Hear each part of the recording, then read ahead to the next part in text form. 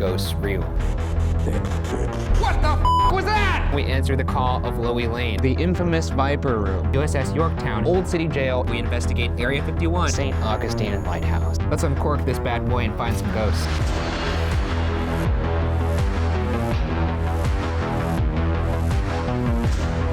How weird is this for you right now? Pretty weird, yeah. Maybe it's about to get a whole lot weird. Oh, God.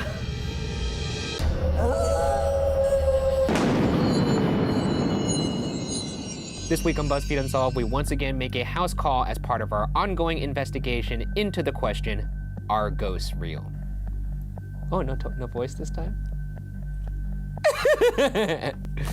This time around, we answer the call of Loey Lane, a popular beauty guru who you may recognize from YouTube. Loey has asked us to help diagnose a haunting that's terrorized her since 2017, a haunting that has her scared to sleep in her own bed. From guru to boo-roo.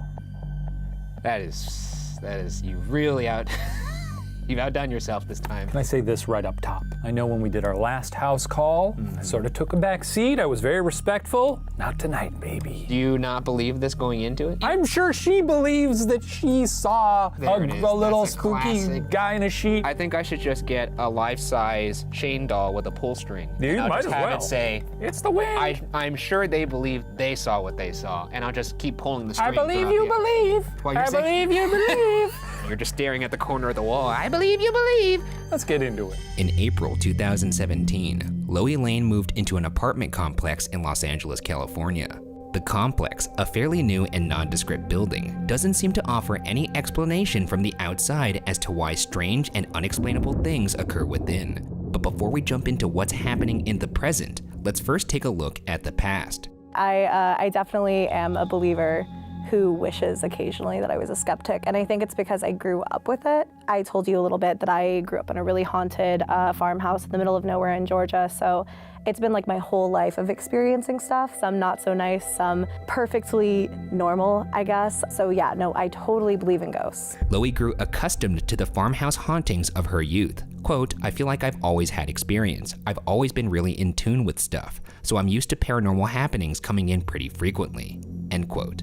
This distinction is important to point out due to the fact that it contextualizes Loey's present experiences. Ghosts have never scared Loey. Their ubiquity throughout Loey's formative years only normalized their existence, which is why what's occurring now is so troubling, because you see, whatever is happening to Loey currently is, quote, the first thing that's ever made me feel scared, end quote. So she is basically, she has a sixth sense, is what you're saying. She doesn't have a Bruce Willis. Are we the Bruce Willis in this situation? Are we dead? Bruce Willis? Are we going there to actually diagnose something? Are we going there to help, to cleanse? Or are we going there to maybe stir the pot a little bit more and leave a disaster behind? I love a little stirring. I know you got your little chef hat on. You're ready to do some stirring. And you may even put the spoon in. Ooh, take a little sip of it. Ooh, that's Not pretty good. spicy enough. Why would you come to us if you want us to fix it? You've seen our show, I'm guessing, right? I guess there's like this sick part of me that kind of hopes it's not real and hopes that there could be an explanation for everything. Granted, it's also been going on for years and years and years, and multiple people have witnessed it. This brings us to the beginning of Loey's current haunting.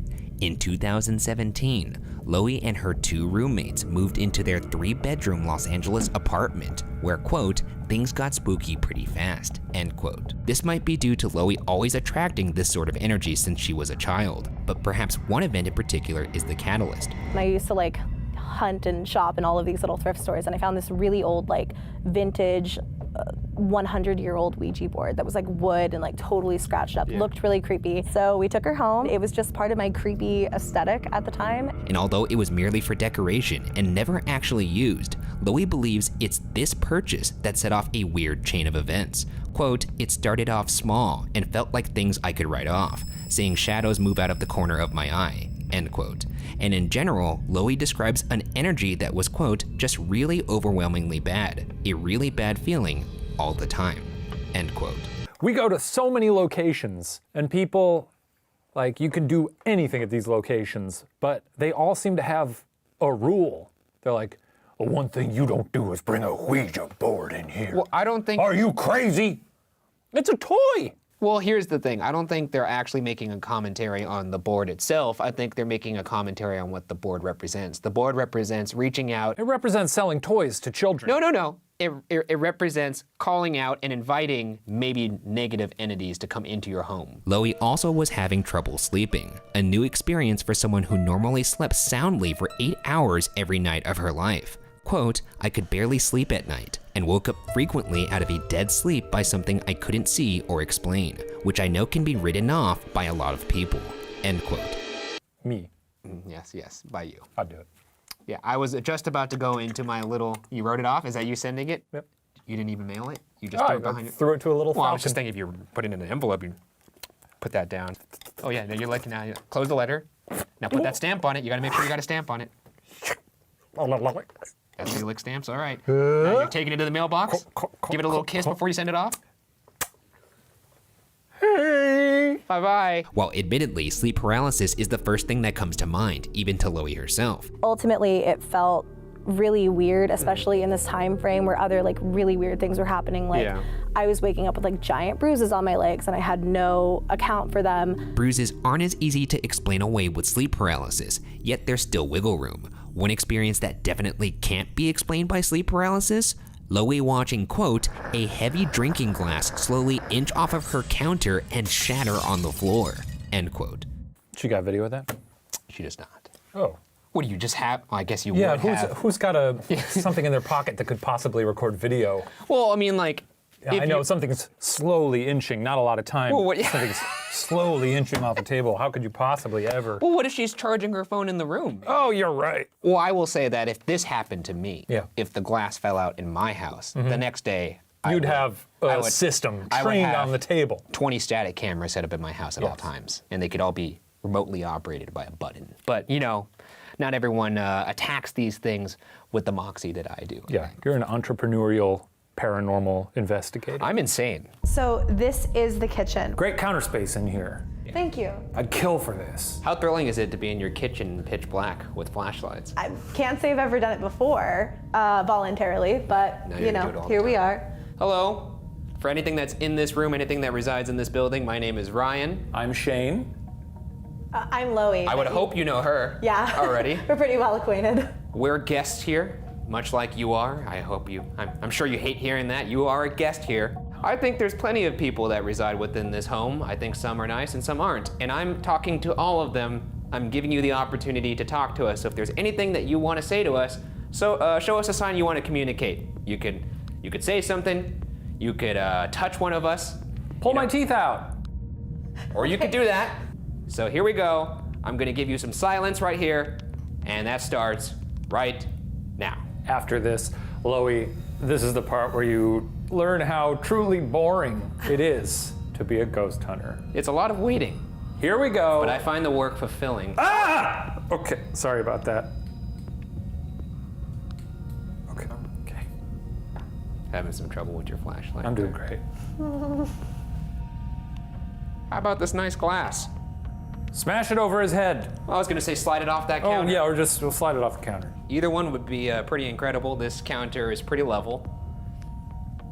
Showtime. And if you think by not doing anything you're gonna get rid of us, I got some bad news for you. You better get used to this ugly mug, because I'm Yeah. gonna be here all night long. Yeah, get used to baby. that ugly mug. Get used to seeing these dead, cold eyes peer into your soulless soul.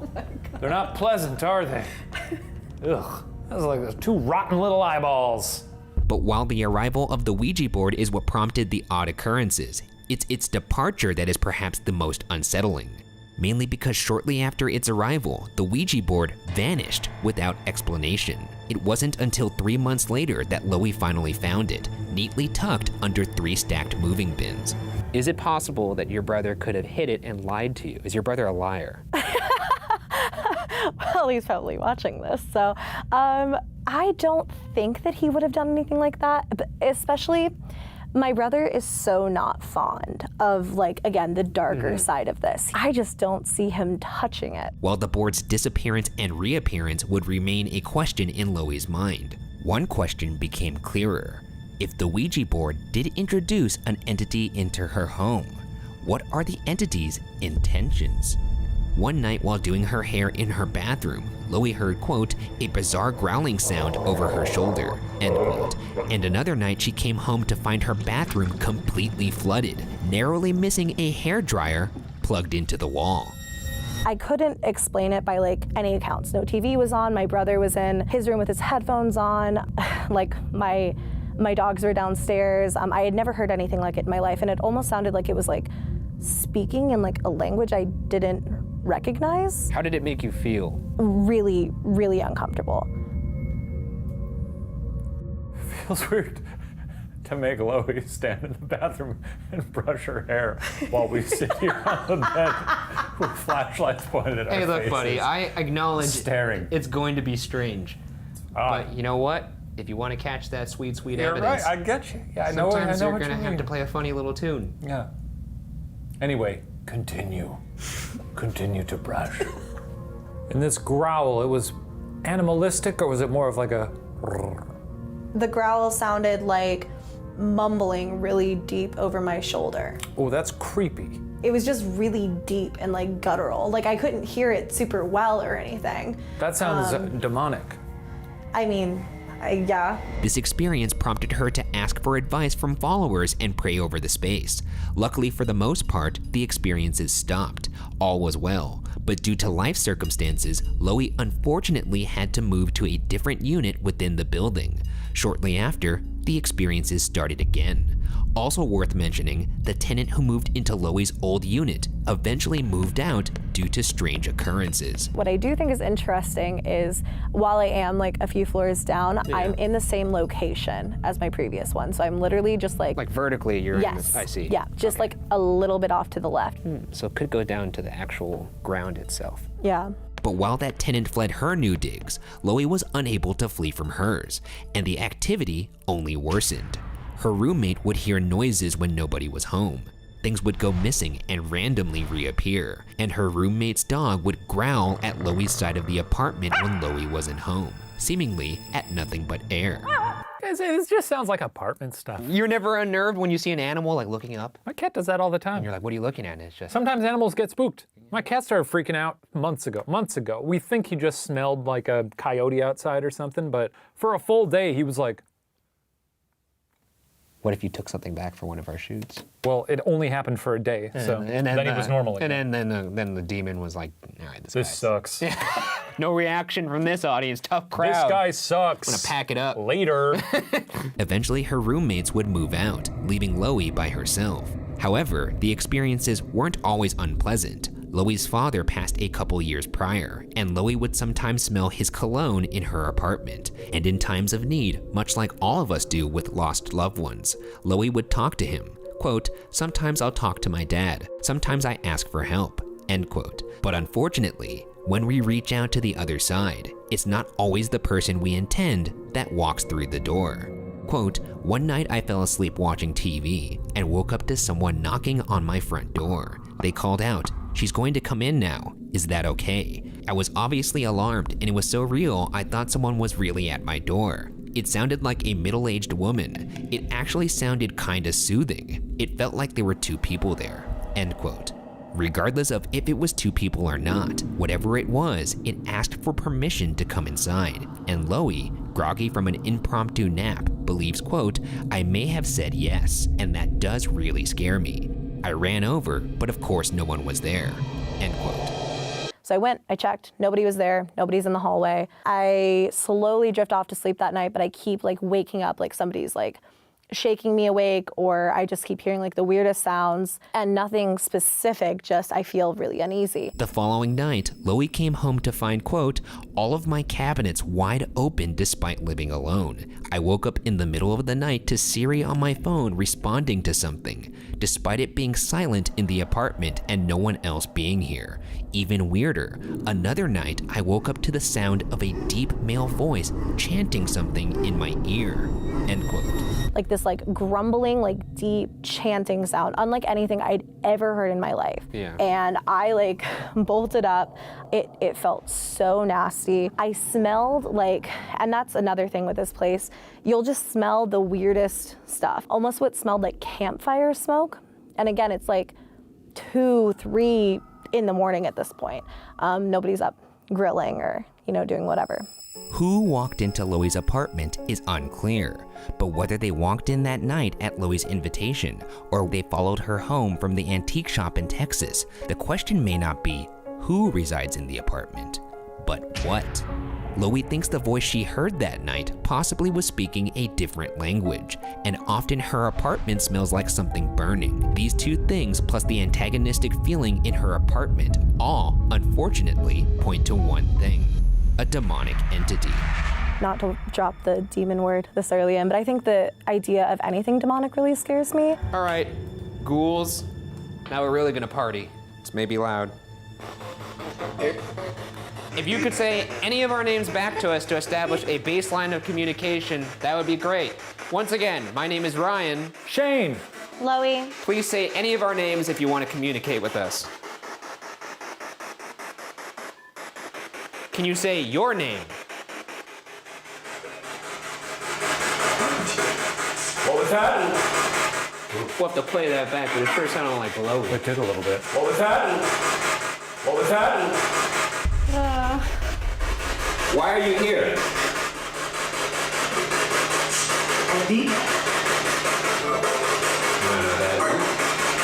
I'm gonna need. Did it say Ryan? I'm not sure. I'm gonna need to hear more than one word for me to think there's anything in here. Was there a demon here?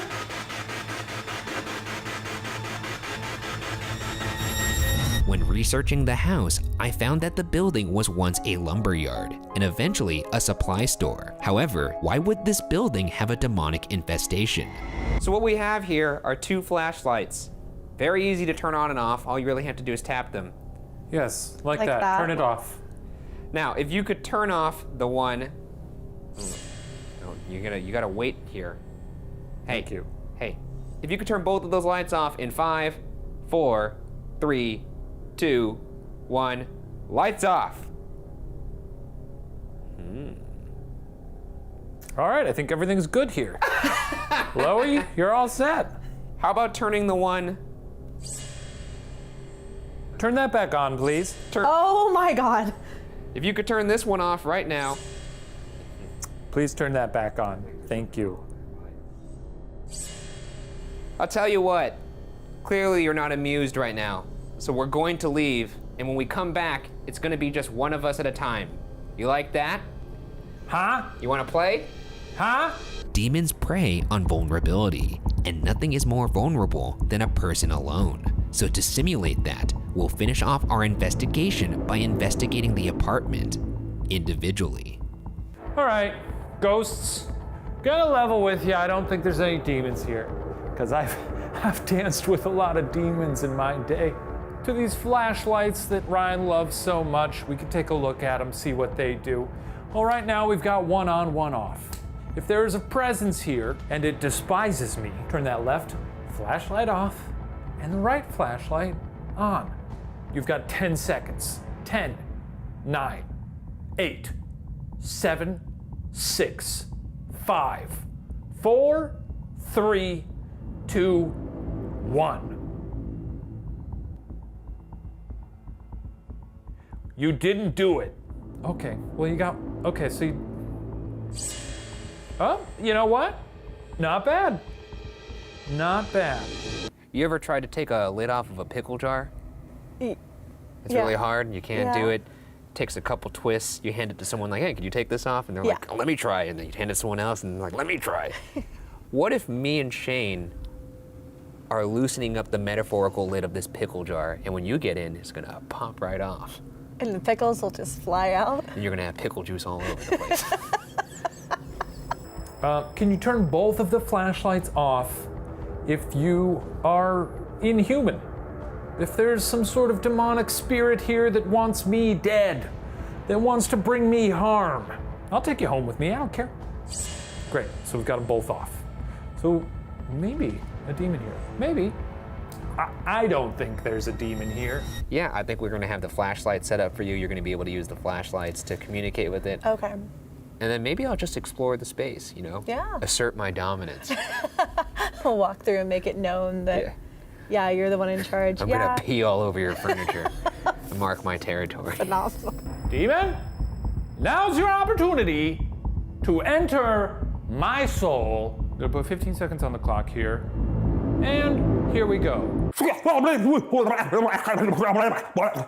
Are you nervous about being in there alone, despite it going against the fact that you live there alone? Now, yeah. I guess you walking in there alone isn't usually preceded by two idiots screaming at something to come kill them for 2 hours before that. All right, that's it. Time's up. You didn't do it. I think the silence almost freaks me out more because I've experienced so much in that space. I hope something will happen on these cameras and, not when you guys leave for real and I'm like actually alone. That would suck. That would really suck.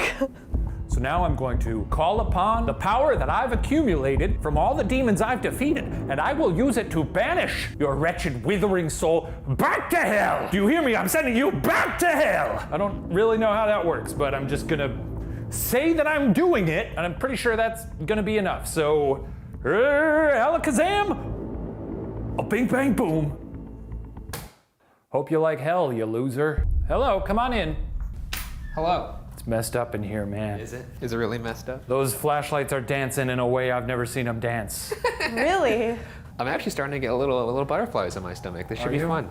Adios, friends. Have fun! Hi, good luck. I'm gonna unscrew that pickle jar for you. Thanks, Ryan. What does that mean? You guys have inside jokes? Yeah, we bonded. Well, well, well. It's just me and you now, pal. If there is anything in fact at all. You can't be scared of little old me, can you? Oh, that light just turned on. Can I see you turn on the other one and turn off the one that is currently on? If there is something in here that in fact actually wants to hurt us, do that right now. Couldn't do it, could you? I'll say I think your apartment was about on a par with every other location we've been to. Oh, wow. Okay. Yeah, there are no ghosts here. Right. Yeah. I'm not trying to be cocky about it, but I think you're safe. I'm saying that as a words of comfort to you. What's your name? What's your name? Come on. What's your name? I know that gives away your power. What do you want? What do you want with Loey?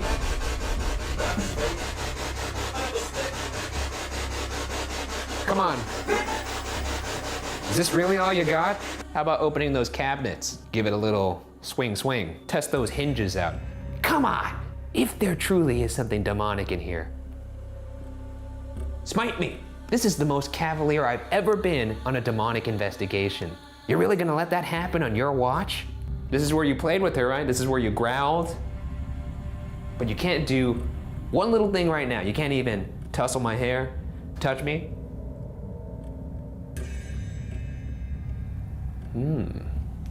A little bit of a breeze in here. That's interesting. Is that you? Is that all you got? I do feel a little bit of nervous energy. Is there something actually in here watching me?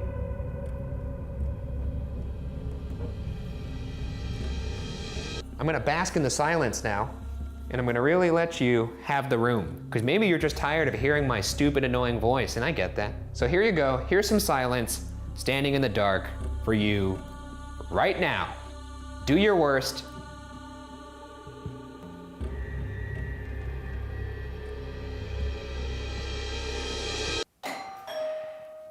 That's good.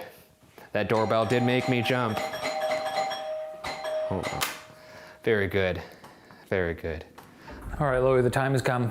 I mean, I'm pretty nervous. You'll do great. This is the first time I've tried to address something specifically. Well, we certainly Well, didn't rile up the room for you. Great. We were very Phenomenal. respectful. Well, I did stir that pot, baby. Hi guys. I really did stir that pot. Hi. Holy cow, it feels weird in here. Pretty rare that I'm out here with you during a solo investigation. you know, any extra time with you is a punishment. And that's what you've given me here today, more FaceTime with you. I mean, you're having fun. Yeah, you're right. Is there anyone here who wants to communicate? I see that faint light. Oh my God, it feels so freaking weird in here. Son of a gun, he could do it. Now, could you slow it down? Because I actually don't know what you're doing. Is anyone there? I'm like shaking.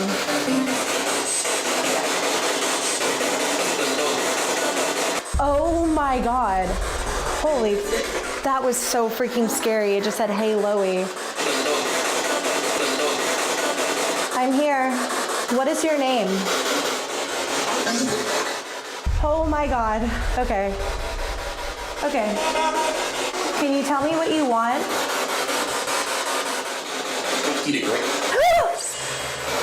Oh my God. Holy crap. Okay. I just heard it say I want you to, and I didn't hear the last part. I thought it said drink. Do a little over here. A little over here. Out. Back. In. Wait, what did you do with your other? They're back over here. Yeah. Now back out. Now over here. Now in. Now fast. Well, that's a different thing. What is your name? Freaking chills. I just...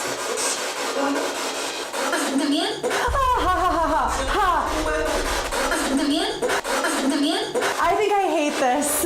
I'm sure she's fine. Probably fine. She's fine. She's probably fine. I did feel a breeze on my face in the bathroom, which was interesting. It gave me pause for a second. I was like, It's the last place you want to feel a breeze on your face. Bathroom.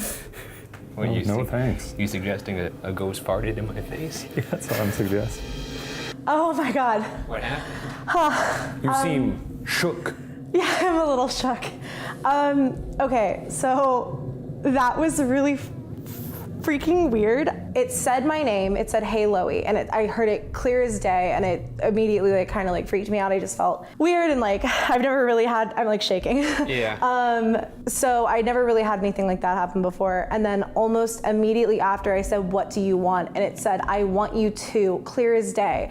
And I couldn't understand the third word or the fourth word or whatever. It sounded like I want you to drink.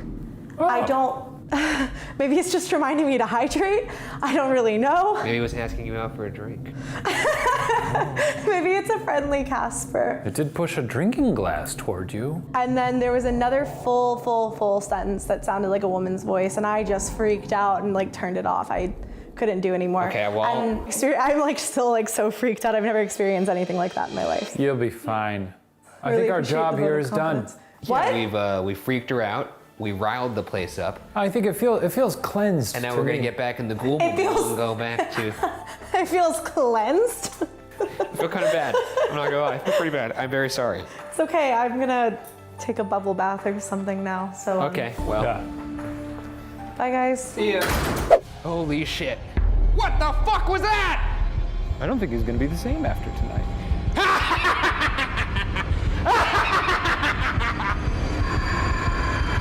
The infamous Old City Jail. Looks horrible. Warm welcome for us. Another fun fact, we're about to walk past where the gallows was. They would hang people on sight. That's cheery. Not really. Also not cheery, this balcony. No, looks like an old witch hat. Let's walk through it, huh? That sounds good. Whew. I feel horrible. This week on BuzzFeed Unsolved, we investigate the Old City Jail in Charleston, South Carolina as part of our ongoing investigation into the question, are ghosts real? No. You getting prouder with yourself? Tried to inject a little gravitas. Cool, you know. cool. This Old City Jail was built on land where a cemetery once was and on the same block as an asylum. And if that's not some kind of spooky hat trick, I don't know what is. Old-timey jail is very fun to visit. And that's all I've got to say about that.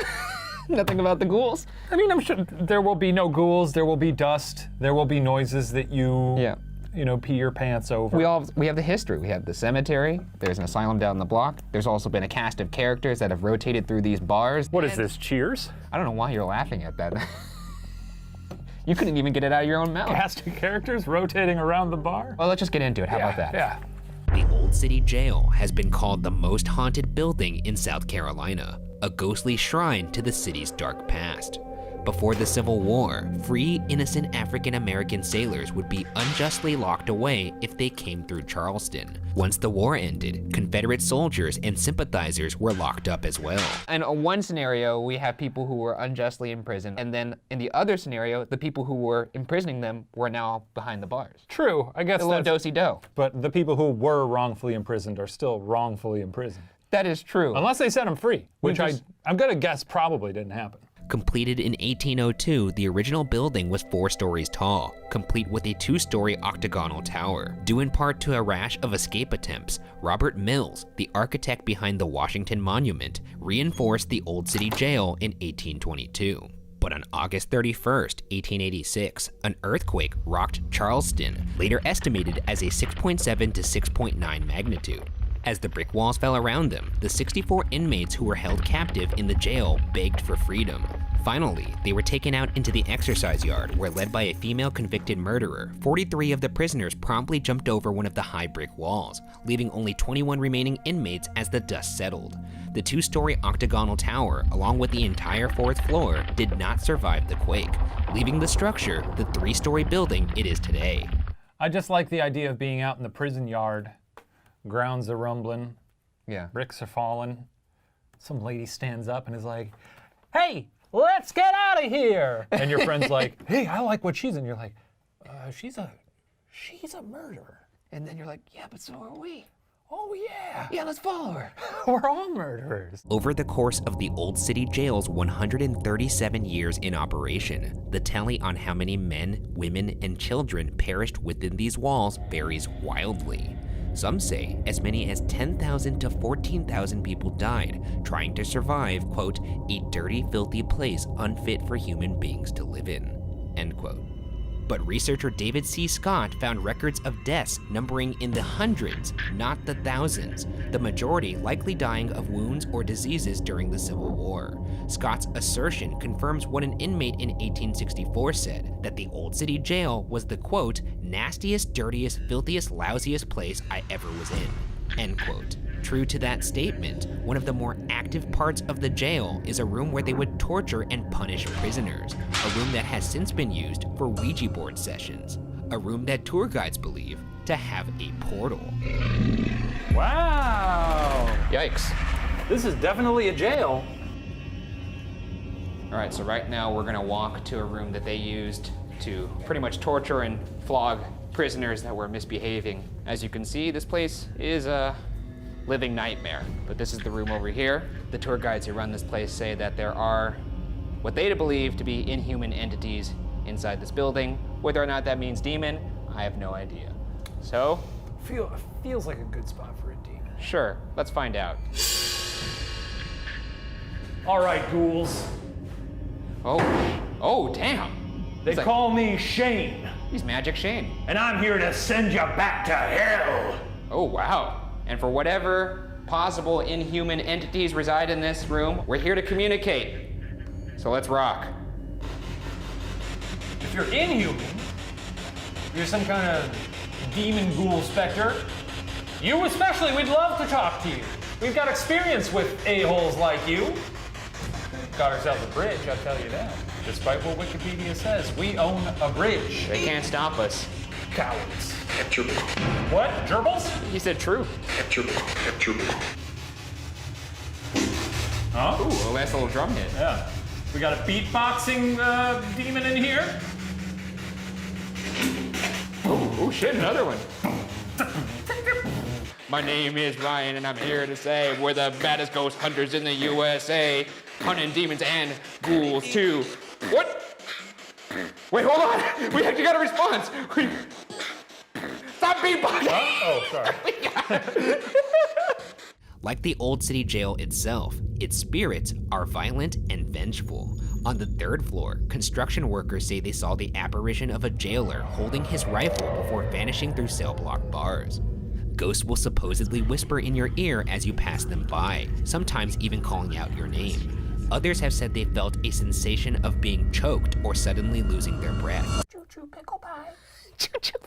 What the fuck? I don't know. I just think a funny thing a ghost could whisper. Okay, that's it. I'll believe in ghosts if, on the EVP, we pick up choo-choo pickle pie. So this room, you'll notice, has iron on all the walls. And that's because people were breaking out, so they had to fortify. This was referred to as death row. They kept some of the worst inmates in here. Maybe they kept pirates in here. It actually would, easier to get out of the wood walls if you've got a big old hook. Maybe they don't like jokes in here. Oh, you don't like jokes in here, huh? Well, maybe they do. Ooh! What happened? What happened? What'd you got? You got a tug? Yeah. We got a tug. Shit. Oh, we got a tugger here, huh? All my blood is pumping very fast right now. Yeah. I'll tell you, it's really funny right now, but if that happened to me when I was by myself, you'd go crazy. I'd probably jump out that window. And by the way, if you want a little more one-on-one time with the Bergmeister here, well, he'll be here alone soon enough.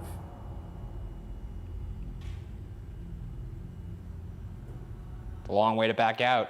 You gonna keep that speed going? Is the door behind me? It's close. Did that work out the way you wanted?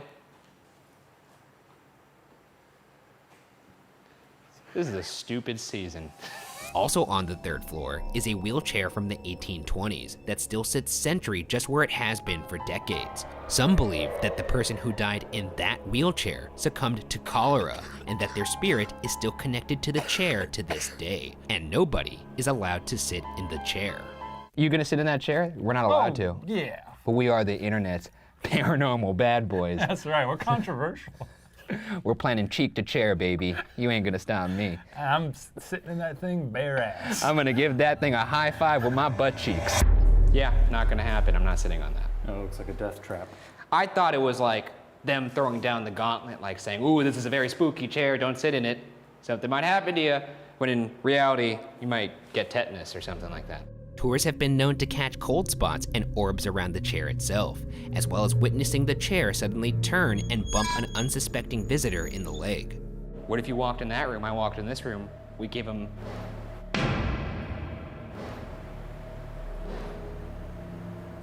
What was that? Did you want to talk to us? Because we're up here. For whoever sat in this wheelchair, we're gonna give you the opportunity to speak with us. Why do you remain in this jail?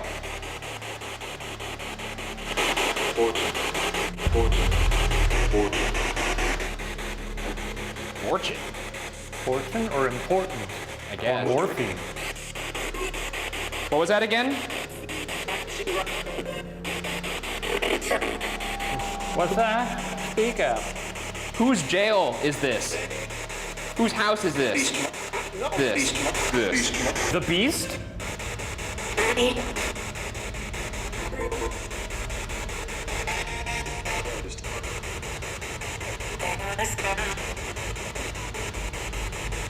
You're gonna need to speak a little clearer. We're just trying to figure out why you're here. Last chance. Why are you still in this prison?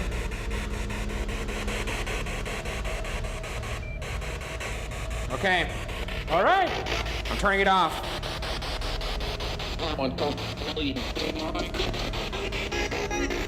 A lot going on there. What the hell just happened there? The old morgue located in the basement of the jail is said to be the domain of the ghost of a young boy named Jeremiah. Tragically, Jeremiah passed away at a young age, presumably from cholera. It's said that he will try to hold the hand of a tour guide, and some guests have mentioned feeling cold spots that end only about waist high, about the height of a 9-year-old. Jeremiah has also been known to throw pebbles at crowds, or even slip pebbles into the pockets of unsuspecting visitors. Allegedly, sunglasses have also been knocked off of someone's face by an unseen force in the basement, but whether or not Jeremiah is responsible for this is unknown. This jail also held Union soldiers of the 54th Massachusetts Regiment, the very same all-African-American unit that was depicted in the 1989 Oscar-winning movie Glory. It's said that the soldiers' presence has been picked up here during spirit box sessions, asking for morphine. So up here to the left is the morgue. Said to be a pretty active place for, the normal run-of-the-mill stuff, but there's also a child in here by the name of Jeremiah, another group of people that are often picked up in here. are people that were a part of the 54th Regiment that was featured in the motion picture Glory. After reviewing our footage, we discovered our motion alarm was triggered just outside the morgue.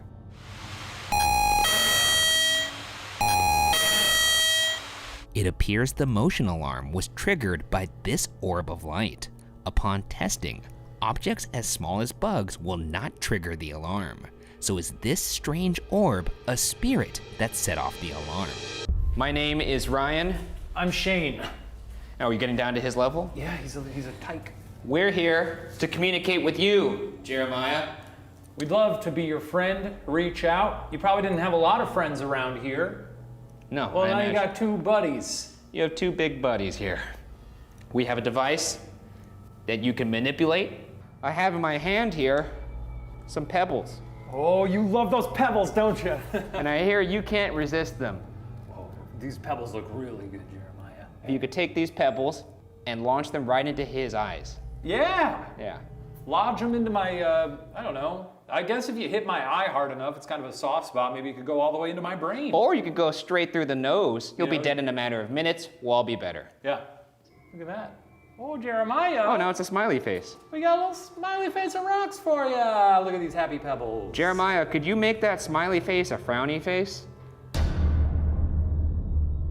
I also have my EMF detector right here so I could see any disturbance. Right now we are at oh shit, there's a huge spike. Jeremiah, if you would like to communicate with us, please make a noise. You could say something. You can move something in the room. You could touch one of us. We just want to speak to you. Particularly, I want to know why you're in the morgue. What you doing down here?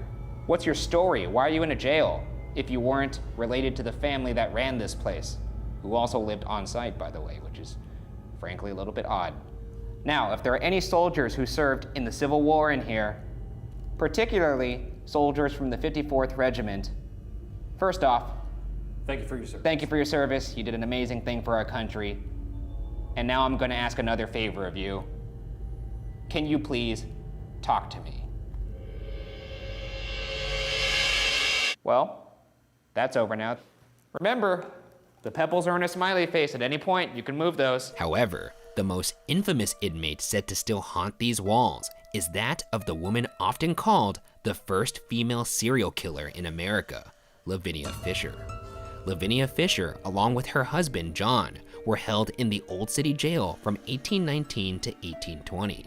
While records of the time tell a different story, the legend of the Fishers has been passed down in Charleston for generations. This gruesome story starts at the 6 Mile Inn, a hotel 6 miles outside of Charleston that the Fishers ran. The inn was popular with travelers going to and from Charleston selling goods. Lavinia was reportedly extremely beautiful, a trait which she used to ensnare her victims. Lavinia and John would poison their victims by adding oleander to their tea, and so the story goes, a lever allowed for John and Lavinia to drop their victims from their beds into a chamber below, where John killed and dismembered them. I was gonna say, the tea, not that impressive. Well, that's also just child's play right there. Child's play. Yeah. But, trapdoor? Yeah, pretty good. Yeah. And dismembering? Okay, a little much. But at least in terms of serial killers, yeah, they're sort of doing that very successfully. These people are like comic book villains. Yeah. On February 18th, 1819, the sheriff arrested the Fishers. Some stories put their body count between 20 and 30, while others speculate that it could be as high as 120 men who fell prey to Lavinia's deceptions. Yet some reports suggest they never murdered anybody, as no bodies were ever found that implicated the Fishers. The Fishers were taken to Old City Jail, and the 6 Mile Inn and everything in it was burned to the ground. In January 1820, the Fishers were convicted not of murder, but of highway robbery. They were sentenced to die by hanging. Right up until the end, Lavinia did not believe she would be hanged. She thought the governor would not let a woman die at the gallows. As the legend goes, an old law in South Carolina said you couldn't hang a married woman. So, on the day of her execution, Lavinia arrived at the gallows dressed in her wedding dress, only to see them hang her husband first. So then she's no longer married? Yes. Oh, that's dirty. Among Lavinia's last words were, quote, "Cease, I will have none of it. Save your words for others that want them. If you have a message you want to send to hell, give it to me. I'll carry it." End quote. And then Lavinia Fisher jumped from the gallows and hanged herself. Would love to talk to this lady. Well, I'll fire up my little spirit box and maybe we can get a word in or two. Can't wait. We'll get her on the horn spiritually. If she gives us a choo-choo pickle pie, that'll be a get. What if you told her, "Hey, I have something to tell the devil"? Choo-choo pickle pie. And she goes, "Really? That's what you want to say to the devil?" I'll say, "You're goddamn right." Lavinia's screams are reportedly heard echoing in the jail. Visitors to the jail have said they've sensed Lavinia's presence. Others say they've actually seen her inside through a window. Some claim she manifests sometimes as a tingle along the skin or even a scratch. In fact, 3 scratches together are said to be her mark. Okay. So, here we are. This is the cell of the infamous Lavinia Fisher and her husband, John Fisher. Let's see if she has anything else to say. Ooh, imposing. Once again, my name is Ryan. I'm Shane, .2 on the millimeter. If you would like to communicate with us, to clear your name, to wipe all of the red off of your ledger in the history books, this is your chance. What? No. What about you, John? Maybe your wife is tired of people screaming at her. Maybe you want to clear your guy's name.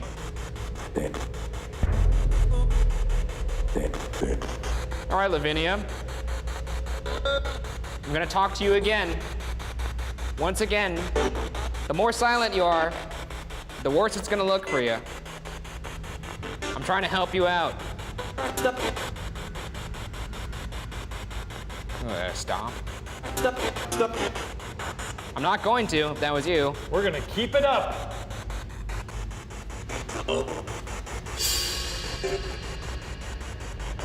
Could have been a go or a no. Once again, one word though. Gonna need more than one word.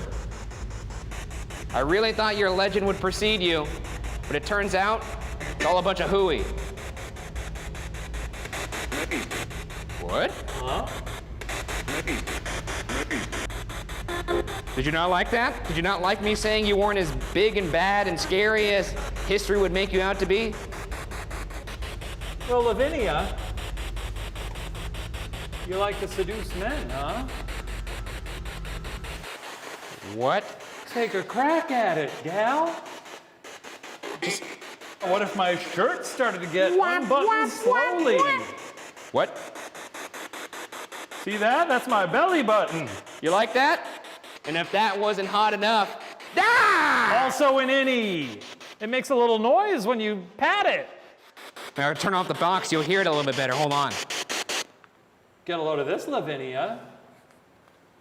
You want a little duet? Look at these juicy little holes. Couple of moist little man craters for you. Ooh. You could plant your flag on this bad boy. I think we have to go now. Clearly, she's not amused. Well, we gave her everything we got. I mean, that's the first time we've ever really tried to seduce a ghost. And we failed. Who could have saw that one coming, right? After reviewing the footage, we discovered on one of our static cams what appears to be a figure moving right outside Lavinia's cell.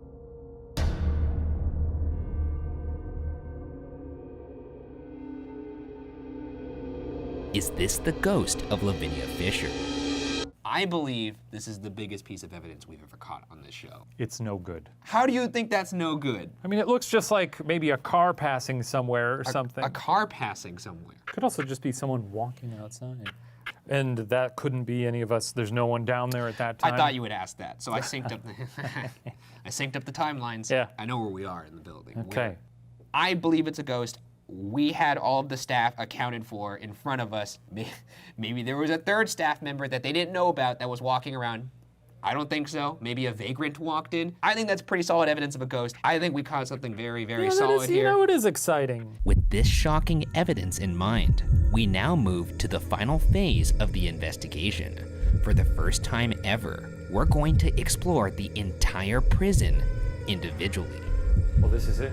It's a nightmare. I don't like it. It's the most nervous I've seen you before, an individual, in quite some time. Hey, well, we've never done something where we shut down the entire building and now it's just us roaming. Well, leave me to it. Please. I'd like some privacy. Just me and the ghouls now. All right. Normally I'd say this job is pretty fun, but it's nights like these that I truly hate this job. This is certainly pretty hellish. Not suitable for anybody down here. If there's any ghouls here, you got a great guy to mess with. I'm happy to be the subject of your terrorizing. Come on, get after me. This is probably one of our more formidable foes. And the fact that I'm gonna have that entire unholy hellhole to myself, I can't make any promises that I'm gonna stay in there the full 10 minutes. Okay, moving on. Okay. I'm gonna be going up the stairs here in a moment. That would be a lovely opportunity. I'm gonna leave that in case Ryan trips on it. I think that'd be kind of funny.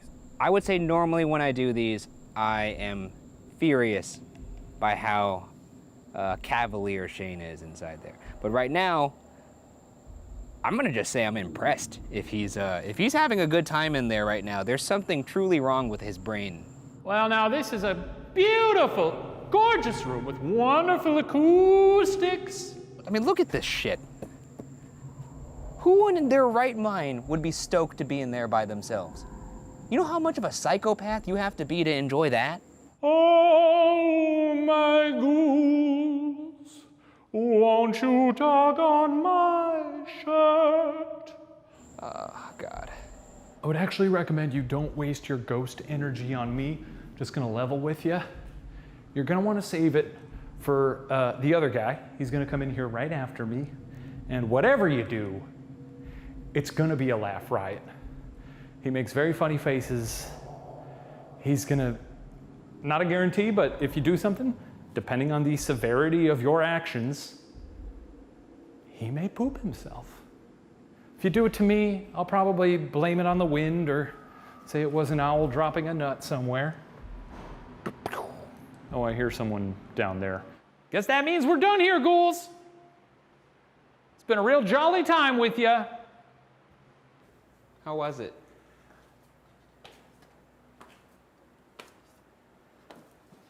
I don't want to scare you, but there is something a little weird about this place. Yeah, no shit. I think I heard some things. What do you mean you think you heard some things? Nothing. It's your Just tell turn. me what you think you heard. We'll compare notes afterwards. I don't know if I could do this, man. No, you got it. You're a ghost hunter. No! You got to do it. That's what you came here for, isn't it? All right. Just me by myself. His brain seems a special kind of putty right now. I don't know if I could do this. Holy fuck. Okay. This is horrifying. This is truly horrifying. Well, it suddenly smells like the ocean. How about that? What's in here with me? When he asked me where the sounds came from, I said upstairs, because that feels like a good final boss for him. I'm sure he'll go in there and hear a ton of things. First floor. Look, the pebbles are still in a smiley face. Walking to the end of the first hallway. No, I'm not. Fuck that. If he makes the full 10 minutes, I'm going to be very proud of him. What in the fuck am I doing? What am I doing here?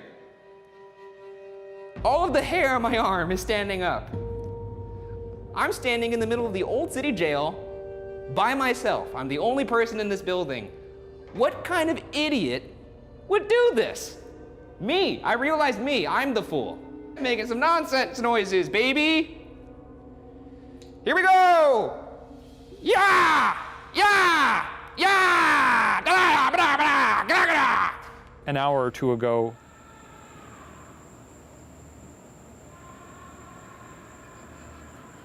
Now I'm gonna run into the warden's room. Yeah! Ah! This fucking sucks! I hate it! I fucking hate this!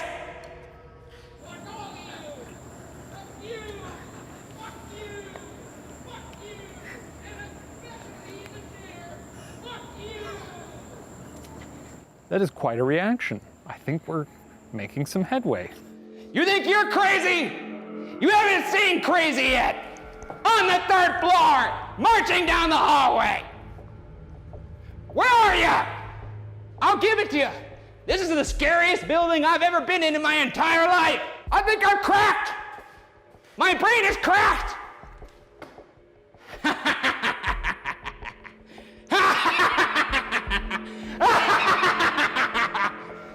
Keep in mind, an hour ago, he was drumming his belly button. I don't think he's gonna be the same after tonight. Where are you? Where are you? What the fuck was that? Who did that? Who did that again? Holy shit. It felt like something walked past me twice. Once on the right side, once on the left side. For context, this spot where I felt something run past me is the exact spot our static camera caught the figure. The human mind, if it's looking for something, it'll find something. And he's going to find something. And it will destroy him. If I'm gonna be here, what the fuck? Did I trip over that? Did that move? It's gone quiet now, and I'm afraid he's dead. Ooh, my heart. Holy shit.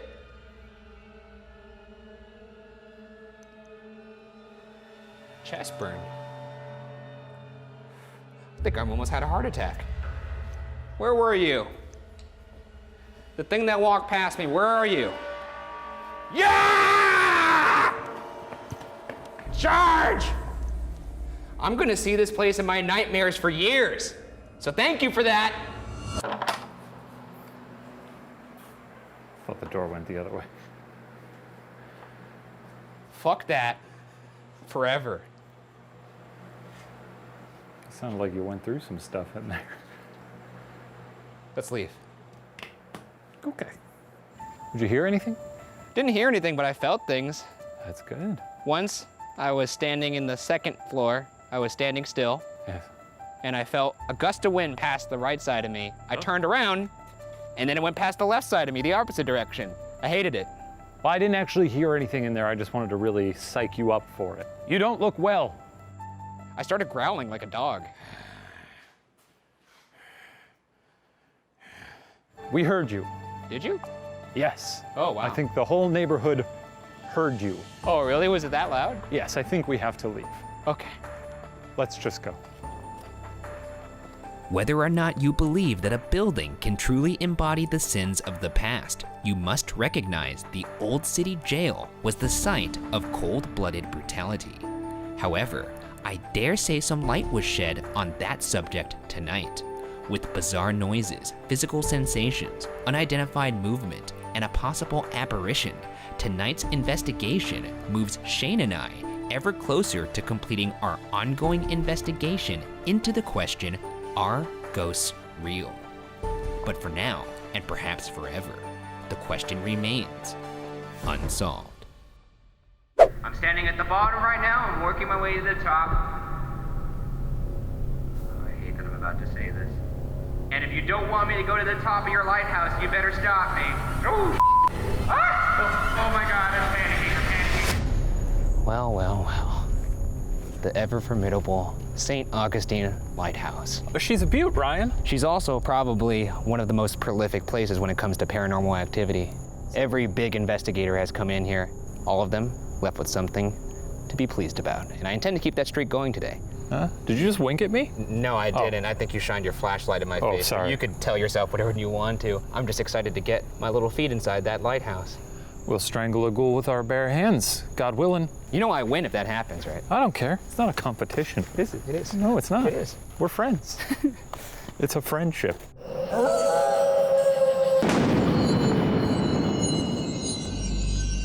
This week on BuzzFeed Unsolved, we investigate St. Augustine Lighthouse as part of our ongoing investigation into the question, are ghosts real? No. This lighthouse has played home to many an investigation in the past and has returned some of my favorite evidence ever captured on tape. What does that mean? What do you got? Full-bodied apparition. Don't like the way you say that. Full-bodied Apparition. A full-bodied apparition. I did not do the hand motion. He doesn't do that on I didn't do it. camera. No, that's not true. But when we're off set, he goes, "We got a full-bodied apparition." Baby. Anyways, full-bodied apparition captured in this lighthouse. It's a bit of a staple in the ghost community. I love a lighthouse. I've always wanted to do a lighthouse. This is some classic Hardy Boys. Okay, keep it in your pants. You could get excited about that if you want. I'm excited about the prospect of catching maybe the best evidence we've ever caught. I don't care about that If because you're gonna be like, this ghost sounds like the ocean waves. This place is just, there's a lot of activity in this place. That's Okay, all. That's great. all this is I'm about. here for it. Let's get into it. Predating Plymouth Rock, Jamestown, and even Roanoke in 1585, there was St. Augustine.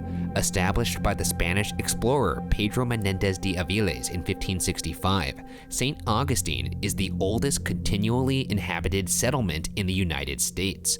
Located approximately 40 miles southeast of Jacksonville, Florida, the Spanish held the settlement against the British pirate Sir Francis Drake in 1586, a brutal British attack during Queen Anne's War in 1702, and another fiery British siege in 1740. When St. Augustine was finally handed over to Britain in 1763, the HMS Industry, one of the first boats sent to the new territory, sank in the waters just below the looming lighthouse. If something's been around for hundreds of years, isn't it possible?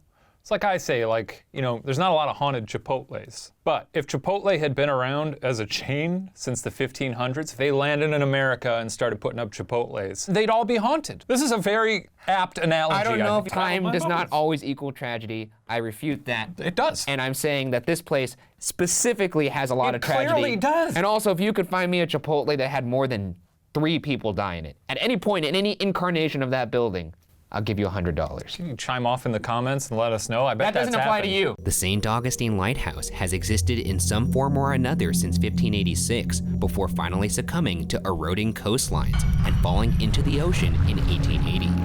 I'd love to see it. I would love to see it. Like nobody inside, right? Yeah, ideally they get everyone out, but if they can't do that and I can still get a front row ticket. Do you ever see videos of demolitions where I have seen those. where they fall the wrong way? Were you, It's so funny because everyone's like, yay, this building's, huh? Oh, no, not that! Ah! The original St. Augustine Lighthouse would be known as, quote, the earliest permanent aid to navigation in the continental United States of America, end quote. The new lighthouse was completed on October 15, 1874, approximately 500 yards southwest of the original lighthouse. The light from the new lighthouse could be seen up to 24 nautical miles away and would have been a bright yellow color. That same lens is still in operation at the lighthouse today. With over 400 years of history, the site of the St. Augustine Lighthouse is sure to have its fair share of ghosts. Let's get into it. One area that's been a notorious source of suspicious activity is the keeper's house basement. One keeper or assistant supposedly hanged himself in the basement of the keeper's house just years after the completion of the new lighthouse. And perhaps related, volunteers and workers with the museum have claimed to see a man in a blue suit lurking in the shadows.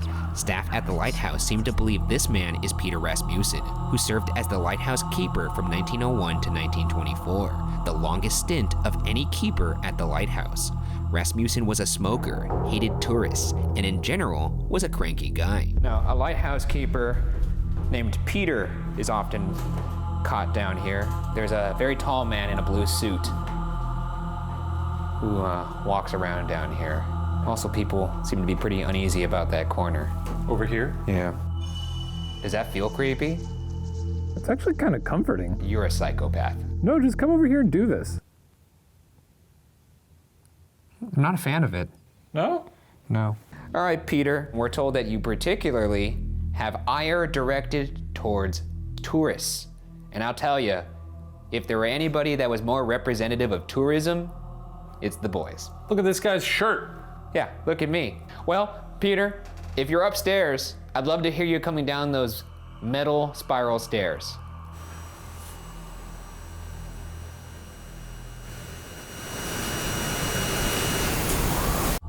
Whoa!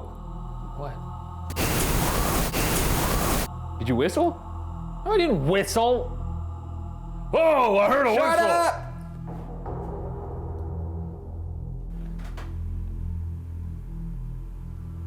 Peter, is that you? Peter. Peter. We just want to talk to you, Peter. Come on, Peter. Hoist the jib! Is that a thing? We're just gonna shout out boat terms. Hoist the jib! Starboard! Port! I'm gonna go use the head. On blue skies at night, sailors get in fights. Blue skies in the morning. Oh, what a beautiful morning. You're keeping secrets from us, Peter. Come on, Peter! Come on, Peter! We'd love it if you talk to us, Peter! We're gonna move to the other basement now, Peter. Another trio of ghosts who haunt this lighthouse treat the entire grounds as their own playground. The construction of the new lighthouse took place from 1871 to 1874 and was overseen by a man named Hezekiah H. Pitty. On July 10, 1873, it's reported that Pitty's children, along with one unnamed girl believed to be a worker's daughter, decided to play in the supply cart that ran from the construction site high on the coastline down to the water below when tragedy struck. The supply cart hit a gate and flipped the children into the water, pinning them under the cart. A worker came to their aid, but it was too late. Two of Pitty's children, Eliza and Mary, as well as the unnamed little girl, drowned before they could be saved. Can't be horsing around. You know, I respect that. I respect that. You know, you can horse around in certain areas, but a construction site by the ocean? Some believe the three little girls can be heard playing games like hide and seek throughout the grounds. One woman supposedly saw a young girl in a red dress in the upstairs window of the keeper's house while she stood on the lawn. The girl flipped her long hair over her shoulder and then vanished. A child's footprints made of dirt were once found in the keeper's house despite the fact that no children had been present on the tour that evening. People also claim that the locks in the upstairs rooms will lock and unlock themselves, as if a child is playing with them. And in 1965, a guest in the rented keeper's house reportedly saw a young girl in the doorway to the upstairs room he was sleeping in. She was wearing a long lace dress and stared at the man with a blank expression for several minutes before fading away. Okay, so this is the keeper's house. Quite nice. A whole cast of characters are said to be inside here. Parts of the building are still original, the brickwork in particular. There's a second, first, and a basement. It's a great home. After you, sir. Did you hear that? Yeah, I think that's just ghosts. Very good. Hello. Hi. Even if there's no ghouls in here, there is AC, so we have that going for us. Yeah. Now, Eliza and Mary, we are going to turn on a device now that I rather enjoy, This thing stinks, and ladies. Shane loves it. Oh, you're gonna hate it. If you would like to communicate with us, can you please say our names back to us? That's Ryan and Shane. We got a what? Sounded like one voice over 5 little bands. Warhol tonight? Andy's in the house? Ryan and Shane, those are our names. It's a little quieter at least now. Try to say them, or try to say your own name. Eliza. All right, I've had enough. Oh, I love the silence. Another area of the keeper's house that is quite active is the parlor. It's here that people have heard coughing, which staff at the lighthouse assigned to the spirit of William Harn. Harn was one of the first keepers of the lighthouse, and unfortunately, the first keeper to die at the lighthouse, eventually succumbing to his battle with malaria and tuberculosis. In this room, the parlor room, it's here that people hear coughs because he died of tuberculosis contracted in the Civil War. Not a pretty way to go, coughing up blood. No, which is, I mean, that makes sense why it would echo throughout time. Consumption. Right now, I'm reaching out to William Harn. We're inside your home right now. We're in one of your favorite rooms. The parlor. Remember all the happy times you had in here listening to your clock? It sure does tick. Yeah, we rarely get spooky clocks like this, but this ain't half bad. All right, we're gonna give you some silence here, William. If there's anything you'd like to say to us, Maybe a message you wish you could have communicated before you left Earth? I'm gonna sit in one of these little tiny chairs and make me look like you. Gonna give you some silence right now.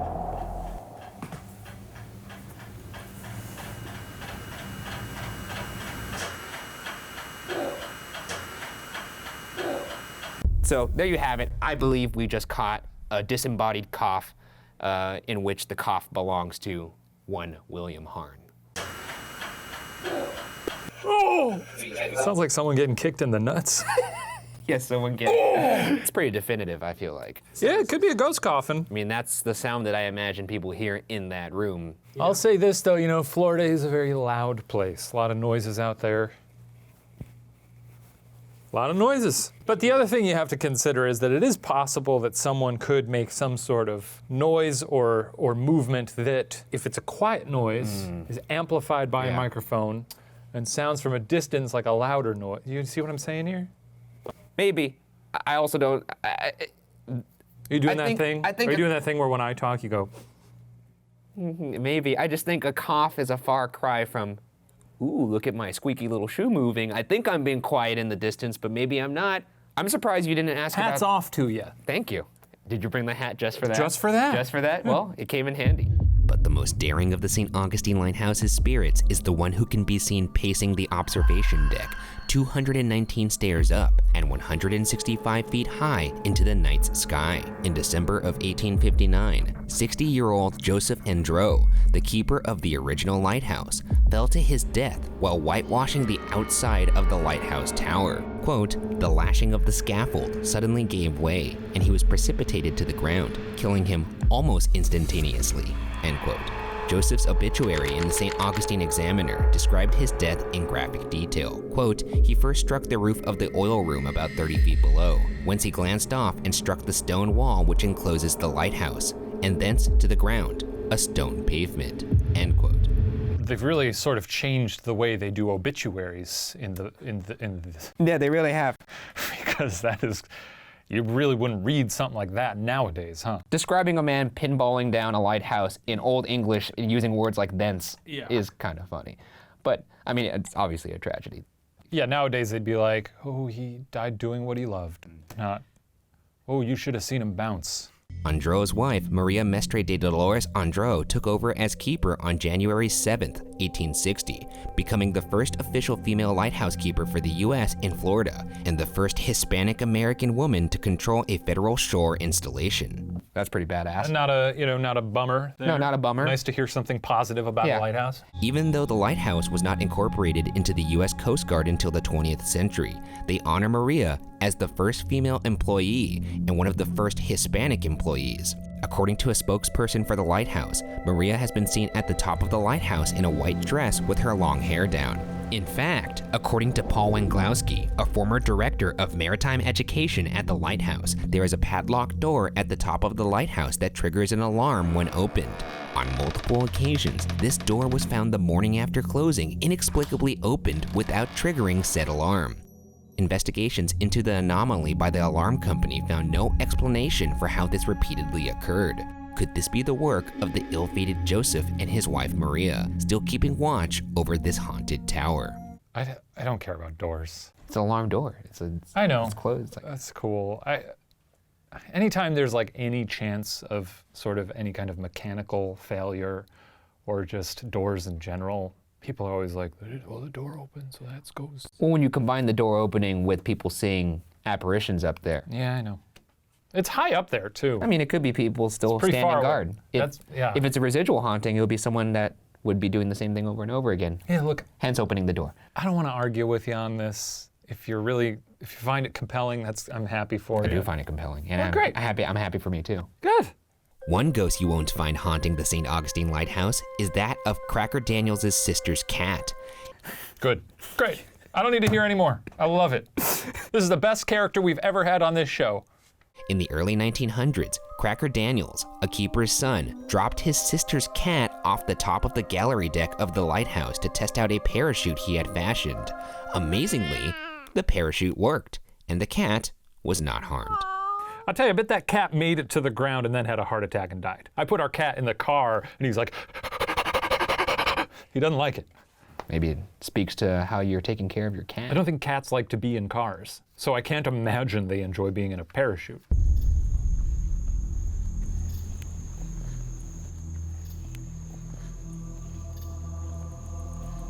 All right. The big show. Well, we finally arrived at the big gun. You know, it didn't occur to me until now that this is going to be quite physically taxing. This might be the most physically demanding thing we've ever done in this show. Which isn't saying much.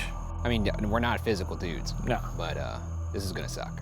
The best ghost evidence of all time, in my opinion, or at least some of it, has been caught right here in this little rotunda. Kind of crazy, actually, to be standing in the annals of ghost history. Hell of a rotunda. I mean, they caught an apparition full out, just peeking over the railing. I mean, to be fair, this does seem like the kind of place where stuff would play tricks on you. You know? Wow, that is tall. It's quite tall. So tall it makes you feel small. Makes me feel like a small guy. So it's said that the girls haunt this lighthouse. It's also said that Joseph and Maria, the keepers of the lighthouse, the former lighthouse that is, all those people haunt this lighthouse. So we got a whole cast of characters we could reach out to. A lot of room for ghosts. Too much room, in fact, actually. I was talking to a tour guide, and the tour guide said they saw something or someone on the third landing. That's also where a lot of activity happens, so we'll go all the way up to there. Yeah, let's hop up to there. Oh, this is not so bad. This lighthouse never thought it would meet the boots of the Ghoul Boys. That's right.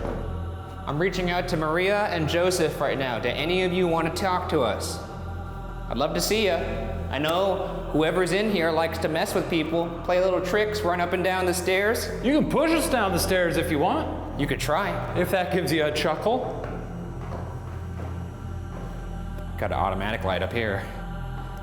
Oh no, this is quite homey up here. Yeah. Okay. All right, Joseph and Maria. We're reaching out to you right now. My name is Ryan, I'm Shane. and we're at the top of your lighthouse. Because we busted in here, a couple of degenerates. You know what the coolest thing in the world would be? What? If we heard steps at the bottom. That would be wild. Get louder and louder. You hear me down there? Give us a little scary movie moment. Start walking up the stairs one at a time. That'd be real scary. Dazzle us! You know what it is? I think they're intimidated by us. Yeah, that's it. I think that's what it Your shirt especially. is. I mean, it's pretty scary. Wow, you can see the whole world from up here. It's almost like it's an observation deck. I know this lighthouse is haunted, but I would happily live here. I would happily haunt this place, exactly. I don't even want to haunt it, I just want to live here. What do you think, Maria? You like those stars? Hey, answer our questions, lady. I really thought that was It's gonna not work. working. I thought it was gonna work. You see that light on the dock over there? Yeah. That's actually where Joseph fell from the original lighthouse before it moved wow. over here, more inland. Wow, this is crazy. Look at the stars. I know we're on a ghost hunt right now, but a shooting star just went behind What your are you head. talking about? Why didn't you tell me? Oh, I just saw another. No, that's a bug. Now that we've briefly introduced ourselves to this infamously haunted lighthouse, it's time to finish off the investigation with individual lockdowns to see if we can coax whatever's hiding in the shadows to come out to play. Well, the time has come. Before you go up there, do you want to explain to all the people at home why you look like bargain bin Tony Stark? These are my new ghoul hunting glasses. They're supposed to help you drive at night, and I thought I'd get my own gear this season. So this will help me see ghosts better. Well, whether or not they work, you certainly look like an idiot, so. Thank you. You have that to hang your hat on. Basically what I strive for on this show. You accomplished it. You did a good job. All right, so I'm going in there, I'm going to the top, Yeah. and I'm coming back down. Yeah, that's what you do in a staircase, yeah. Sounds good. This is high time for a ghoul to come out and spook me. So far, no ghouls. I think when Shane is around, it's easy to forget that you're in one of the most horrifying places on Earth. And now that he's not going to be in there, not to say that he's like my daddy or something like that, I don't know why I said it. Have fun with that one, internet. All right, I am at the top of the lighthouse. They do say that ghosts can affect temperatures, makes things colder. Wouldn't mind that. And this is allegedly the site of a lot of FBAs, or full-bodied apparitions. I feel nothing. I really don't. I don't get any vibes. I haven't felt anything strange all night. Really, I just want to see his eyes for a brief, just the smallest moment. I want to see fear in his eyes. I'd love to cut away to it right now. Oh, that's a loud one. Okay.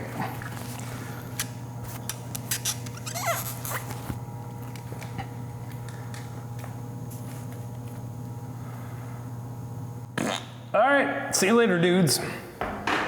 Everyone who's gone in there has seen something, for the most part, if they've gone by themselves.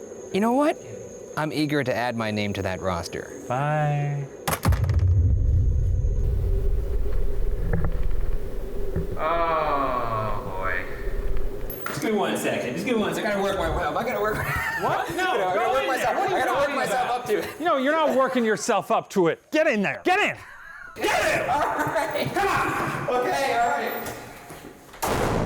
Jesus Christ. Walk up the lighthouse. I know this is the beginning of the season, so I don't know if that whole show there was just for, I don't know what that was all about. I don't know why he suddenly had to psych himself up to go in here. Arguably, I think this is one of the least scary places we've ever been, so I don't understand his apprehension. I'm standing at the bottom right now and working my way to the top. I hate that I'm about to say this. And if you don't want me to go to the top of your lighthouse, you better stop me. It's gonna be okay. Do not be afraid. Do not be afraid. Do not be afraid. Ah! It's an automatic light. I don't think it's haunted. I don't think anything here is haunted. It's really nice architecture. It's a big, tall, round house. It's a beautiful light at the top. I'm gonna use something right now that's gonna help you speak to me.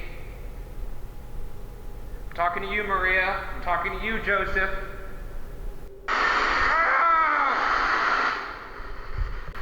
Is there anybody in here with me right now? My name is Brian.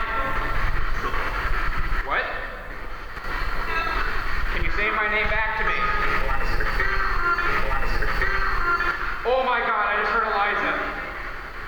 Oh my God. Eliza? Why do you sound like that? What? Swap me? You swap? Oh my God, I'm panicking. I do hear you. Oh my God, I just heard hear me. I got the chills. How did you die?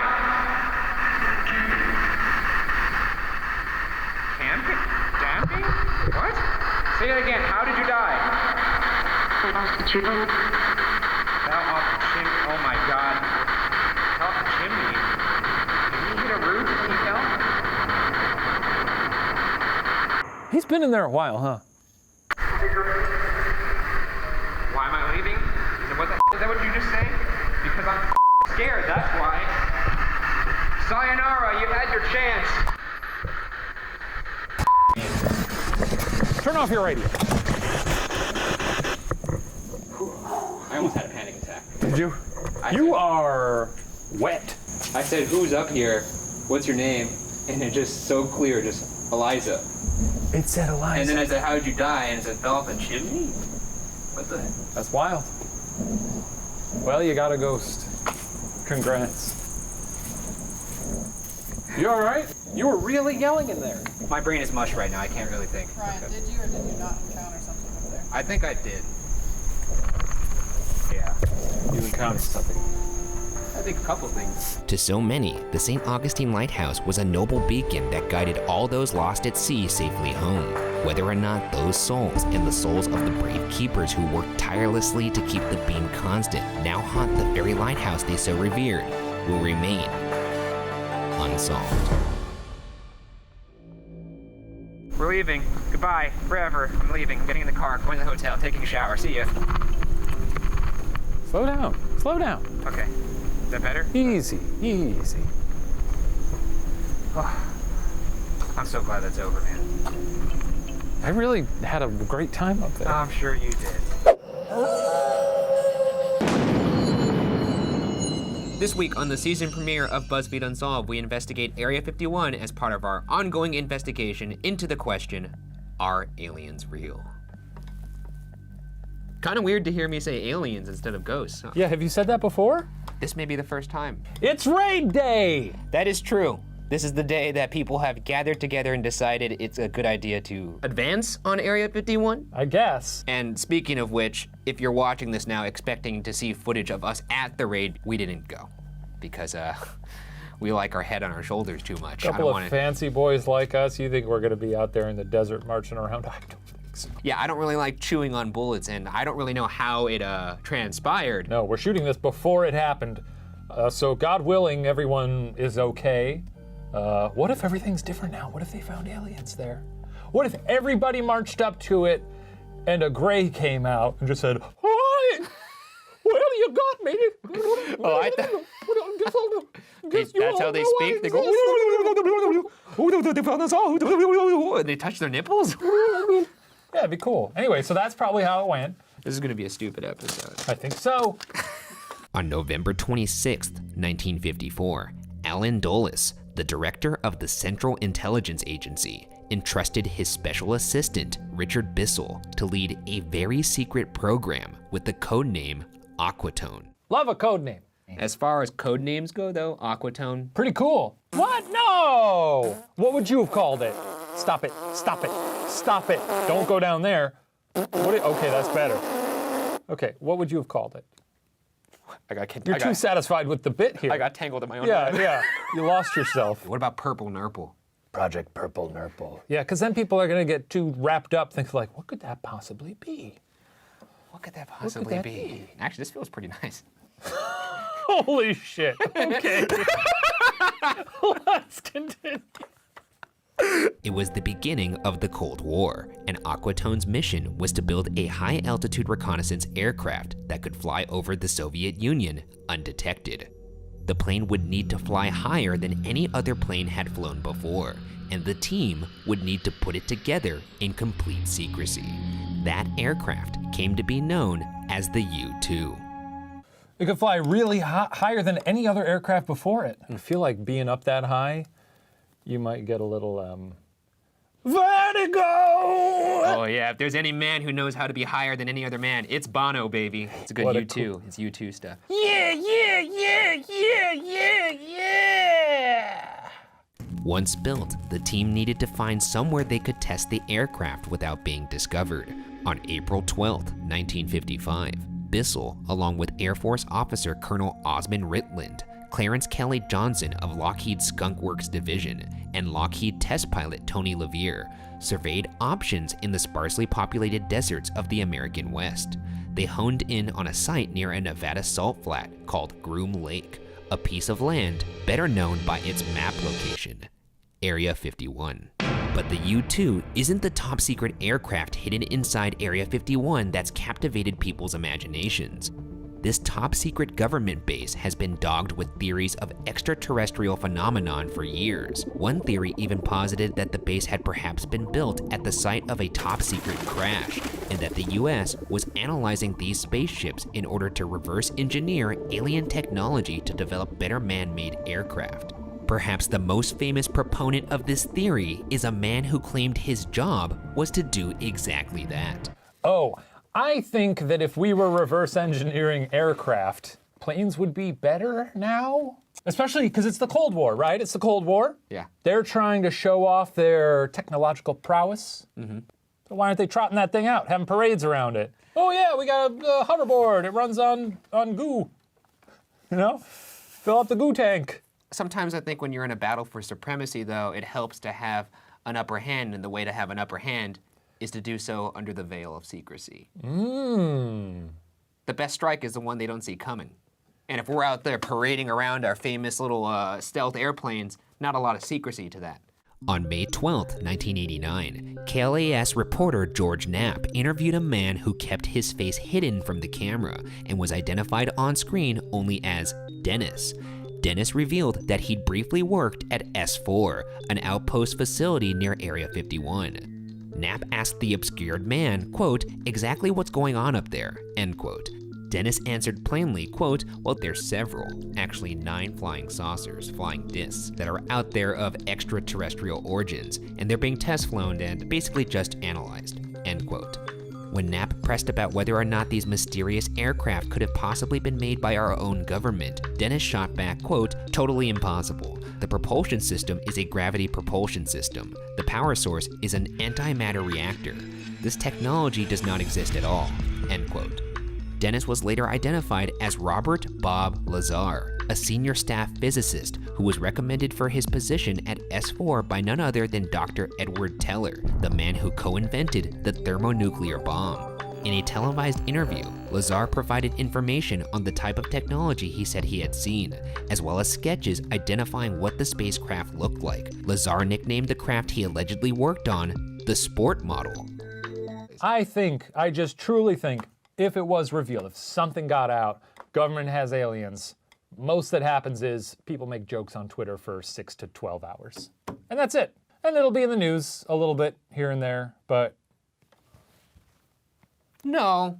it'll be a hashtag. It'll be trending for a little bit. If extraterrestrials are monitoring our knowledge of their existence, and they, What, then they're gonna show up?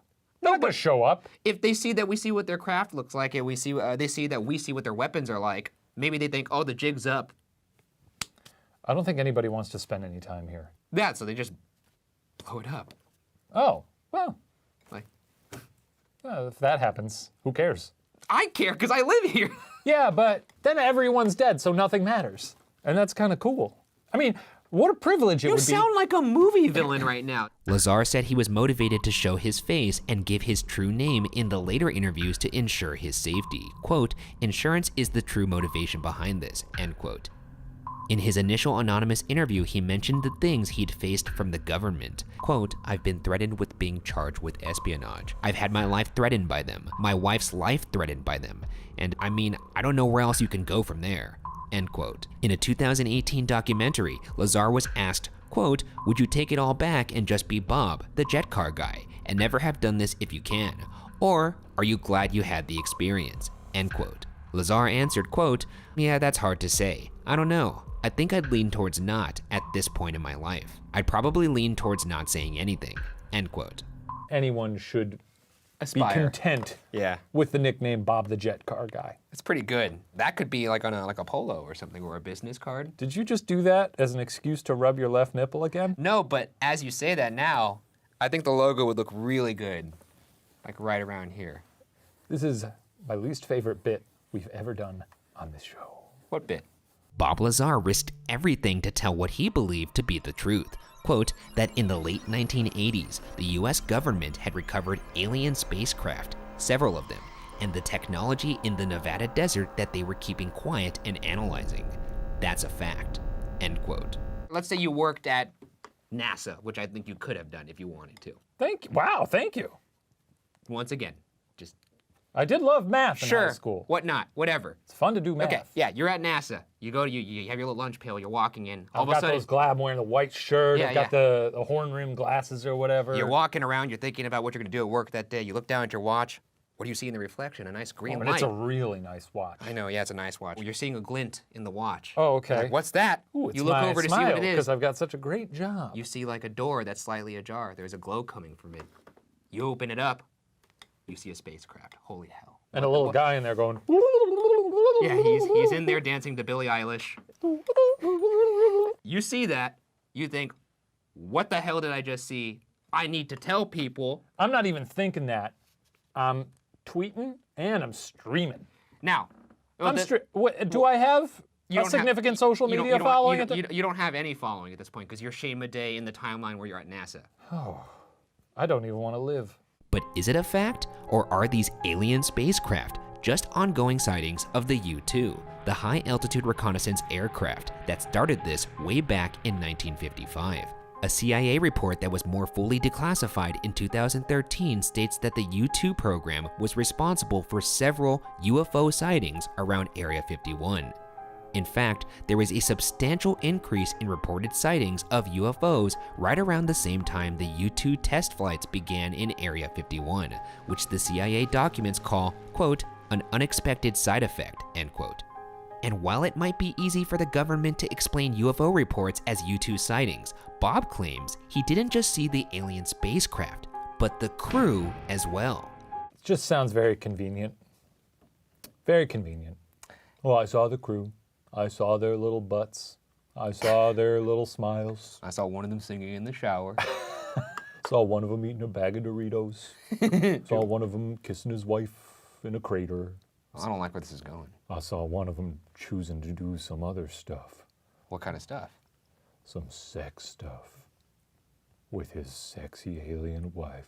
In March 1989, Bob Lazar was walking down an S4 hallway when, according to author Annie Jacobson, he, quote, glanced sideways through a small 9 by 9 inch window, and for a brief moment, he says, he saw inside an unmarked room. He thought he saw a small gray alien with a large head standing between two men dressed in white coats. When he tried to get a better look, he was pushed by a guard who told him to keep his eyes forward and down. End quote. Lazar stated that the aliens around Area 51 were referred to as the kids. What if this? What if they're working on something so top secret that they want to fuzz the narrative a little bit? They don't want people snooping. They don't want people thinking about something else. Yeah. So they put, you know, funny little alien in a room. Oh, a fake alien. You drop here, let someone see it. Oh, there's aliens there. Everyone start talking about aliens. Meanwhile, they're over here working on, they found the Fountain of Youth or something. They distract from one hysteria by adding another hysteria? Oh, well, it's certainly taken control of the narrative, hasn't it? They're fuzzing the narrative. Yeah, but it's still having the same effect. They're putting more fuzz on that peach, but it's still spilling out plenty of juice. Why'd you turn into someone from New Jersey? Still spilling out plenty of juice. It's still the same. It's a fuzzy one, It's but the it's still got plenty of juice. There's still a mess on your hands is what I'm getting at. But if the flying saucers and small gray aliens weren't enough to compel Knapp to believe Lazar, it could have been the totally impossible technology that started emerging in the marketplace. Technology that Lazar recognized as alien. In one early interview, Lazar describes a hand scanner that used some kind of advanced technology which he claims could grant him and other employees access to S4. In the 2018 documentary Bob Lazar, Area 51 and Flying Saucers, Lazar is shown a now declassified photo of such a device, called an Identimat, used in the F-117 program. Lazar confirmed it was the device he used back in the 80s. Hands? Yeah, that's pretty weak. I mean, first off, you gotta understand escalation, Bob. So when you say spaceship, oh, wow. Aliens in the spaceship, holy smokes. Yeah. They had a hand scanner too that was pretty sweet. They scanned your hand, you could go in the door. You didn't have to have a badge. I'm not listening to you anymore, Bob. No, we've landed on the moon, Bob. You start with hand scanner, then work your way up to the yeah. spaceship, and then to the aliens. This was that, what year did he say they were? He said I saw that in the 80s. 20 years after we landed on the moon. Yeah. Not great. But according to Lazar, it was what was fueling these flying saucers that intrigued S4 the most. Lazar said, quote, I was given a demonstration on how it worked, things that it did, the physics of it. The thing they were most interested in is duplicating the reactors without using this element 115, which is of course impossible. End quote. Maybe not as impossible as Lazar once thought. When Lazar reported that they were working with something called element 115 back in the 80s, it didn't exist on the periodic table. He explained that the spacecraft used element 115 as its fuel because it could actually produce its own gravity. Reverse engineering this alien fuel was what S4 was most interested in. Element 115 has since been created by Russian scientists in the early 2000s and reported as confirmed in 2013, when Swedish chemists replicated the element at the GSI Helmholtz Center in Germany. Now called Moscovium, element 115 is extremely heavy and highly unstable. So far, laboratory experiments have only been able to reproduce it for about a second or less at a time. Aliens and all that stuff aside, what we do have here is a definitive discovery of a new element, which is pretty sweet. That's cool. Yeah. I thought as a science guy, you would appreciate that. Yeah, it's neat. I mean, they're only able to replicate it a second at a time, but, Not very handy. well, I mean, because we don't have the tech yet. It's unstable. But I will say it's interesting to say the least, and it certainly doesn't hurt the extraterrestrial conversation. No. I'm just saying I'm coming at this from a pragmatic way. So the scientists who produced it in Russia, Yes. they didn't say like, oh, we're trying to reproduce this alien goo. Well, I imagine it's probably hard to get funding for something saying, oh, we want to recreate alien goo. Yeah. Much easier to be like, yeah, we need to make more element 115. And they're like, okay, I'll write the check. Despite the narrative and all that stuff, if we were able to make an element that could produce its own gravity, that would open us up to vehicles that were anti-gravity. True. And essentially, flying cars would now be a reality. Yeah, I'd love it. You'd get a new Pixar film. Sure. I'll do a little more research on this on my own time, see how it stacks up. Don't you touch my case file ever again. Get your...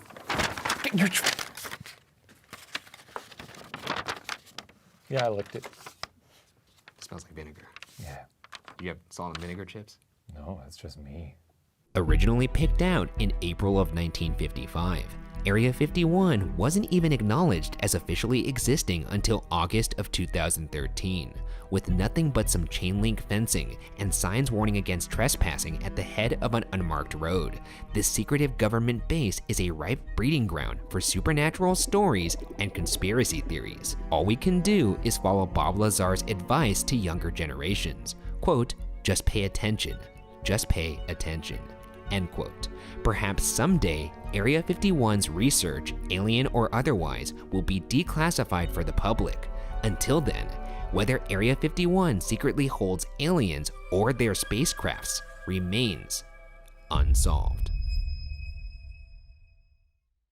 Now, this is just essentially one case that provides a look into what Area 51 could possibly be. There's so many other more cases about it.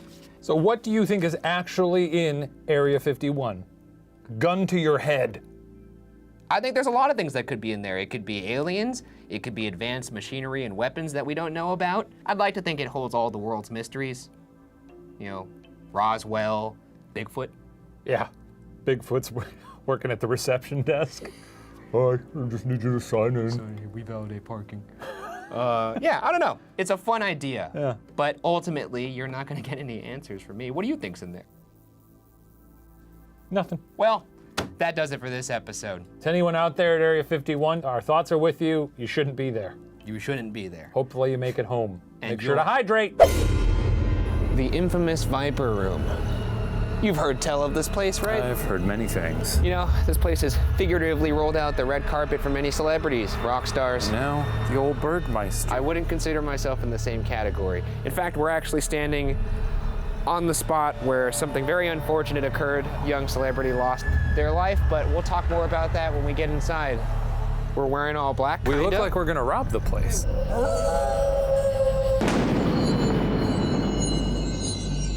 This week on BuzzFeed Unsolved, we investigate the Viper Room in Los Angeles, California as part of our ongoing investigation into the question, are ghosts real? This historic 98-year-old landmark has played home to many a celebrity, including rock stars, A-list movie talent, as well as mobsters back in the day. Cool. Are you excited? Oh yeah, I'm tingling. I could tell. In fact, the stage we're sitting on is a place where most of those rock stars had their day. And now we're up here making This- our sweet, sweet ghoul music with our mouths. Yeah, dressed as the wet bandits from Home Alone. If you actually take your hat off, we look exactly like the two guys from Home Alone. This was unintentional. I'll do getting electrocuted on the sink. Oh, at the same time? Yeah.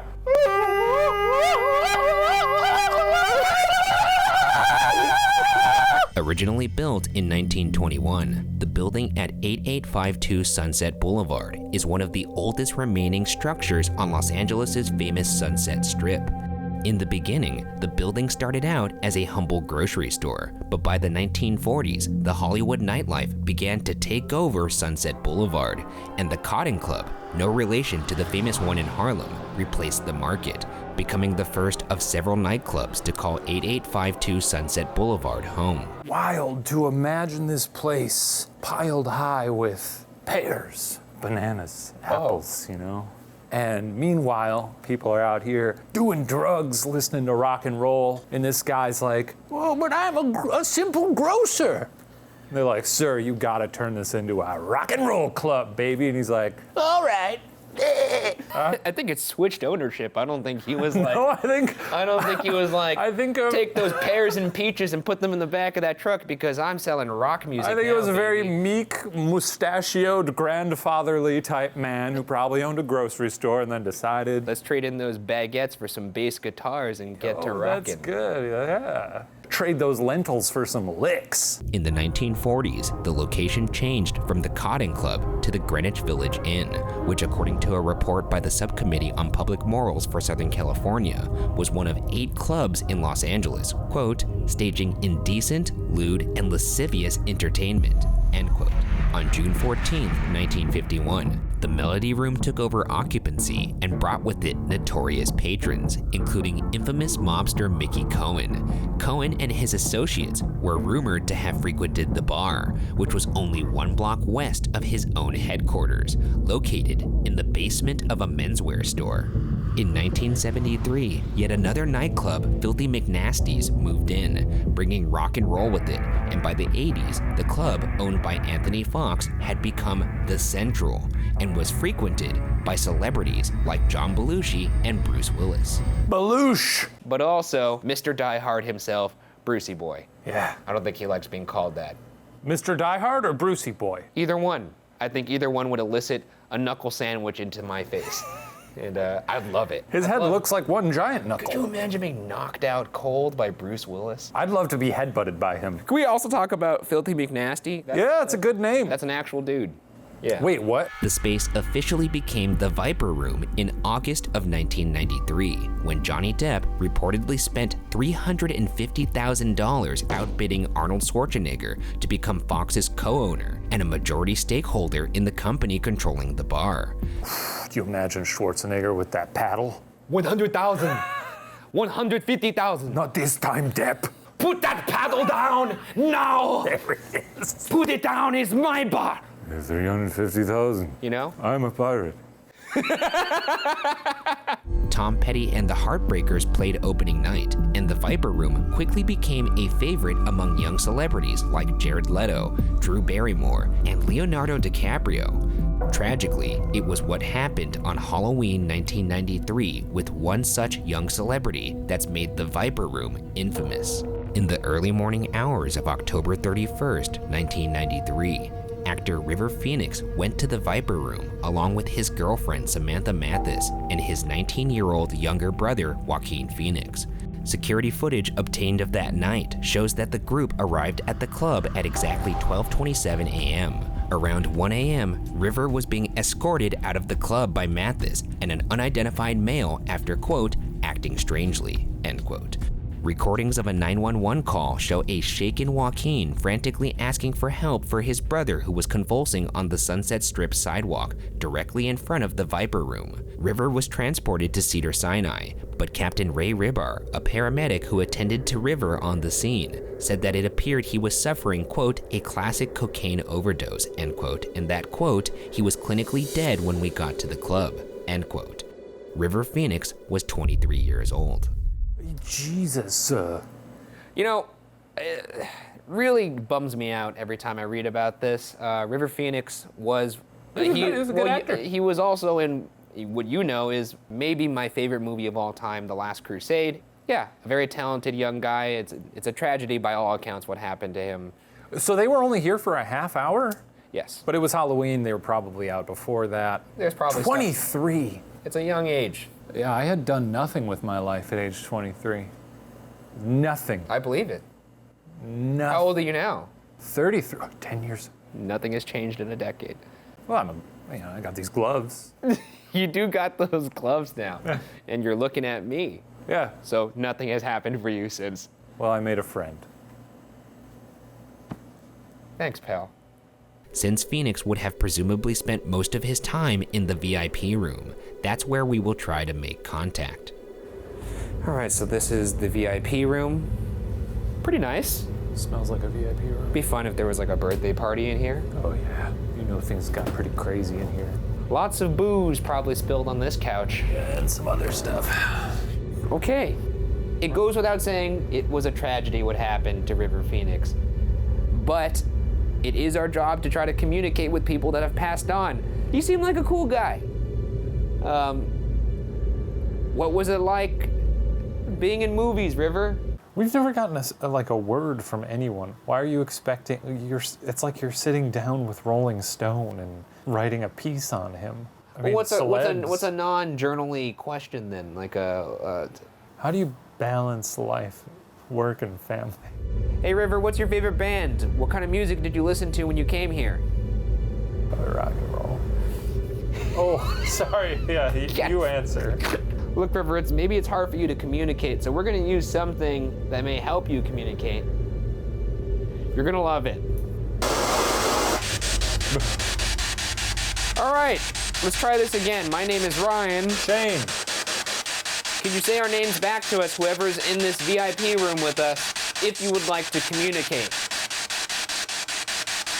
We're nice guys, very approachable. Once again,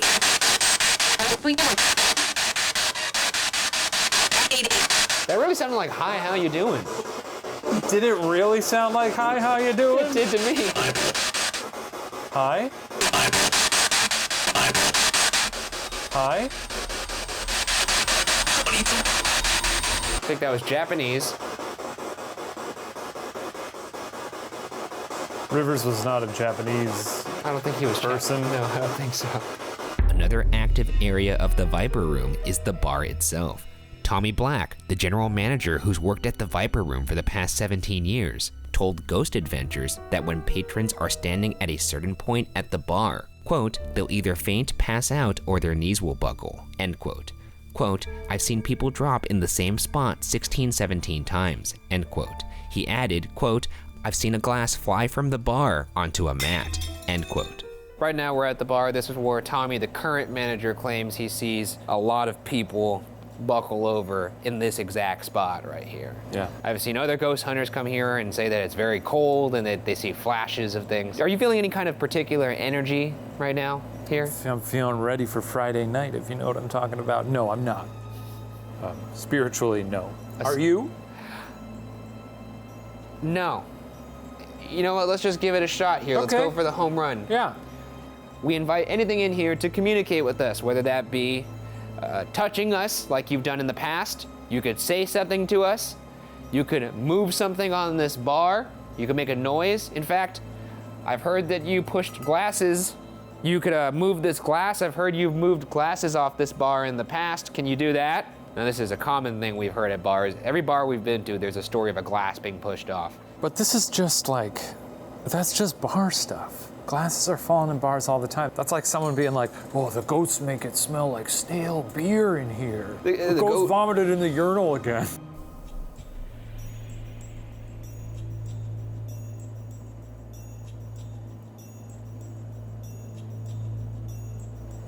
Maybe you forgot how. I'll show you. You just smashed the glass. Whoa! See? Easy. If that happened on its own. Oh, you'd poop your little tiny pants.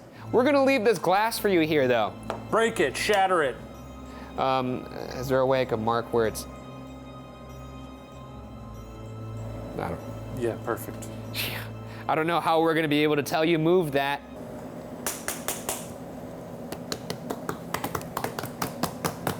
Not moving.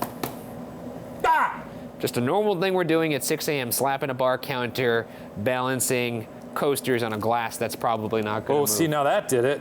Well, that was wind. Well, that's good to know, though, if some windy ghosts come by. Even after years of experiencing these strange occurrences, Black still works in the infamous club. But Black isn't the only Viper Room employee who's experienced something they can't explain. Macy Jane, the Viper Room's former manager, told Ghost Adventures that she's received the same phone call in the club's office multiple times. The phone would ring, Macy Jane would answer, and the person on the other end would say, "Hi, it's me," in a man's voice. Macy Jane reports that there is static after the person speaks, and then the line goes dead. Look, it could be a prank phone call. I'll say it for you. Hilarious. Yeah, get this. Hi, it's me. It is believed by some that these phone calls are being made by none other than the former co-owner of the Viper Room himself, Anthony Fox, a man who's been missing since December 19th, 2001. Days before Fox was set to testify against Johnny Depp and 4 others for allegedly defrauding him of profits from the club, Anthony Fox disappeared. On January 6th, 2002, Fox's truck was found in Santa Clara, California, but no trace of Fox was found. Let's hit that with a classic no comment. Because I like my life right now. Don't want to get sued. Is that coincidence? Probably, you know, that's what we could say. Okay. But people speculate that Anthony Fox isn't missing at all, but that he is in fact buried on the Viper Room premises. And according to Macy Jane, someone who says she cannot name, personally confirmed that a body is buried behind the downstairs lounge in a small room with the dirt floor. Tommy Black, the longtime manager, refuses to even enter that room. Okay, so this is the downstairs bar. And as you can see, it definitely does have a little bit more of a sinister vibe if that's what you're looking Pretty for. luxurious. Yeah, it feels like some nasty stuff went down here. That aside, pretty cool lounge we got down here. Yeah. Oh! Well, don't make that noise. Never again. If there's anybody down here with us, specifically Anthony Fox, we would love to know what happened to you. So we're gonna give you some time right now to communicate with us. You could say something, you could move something in the bar, you could touch us. 1 minute coming at you right now. Please tell us what happened to you.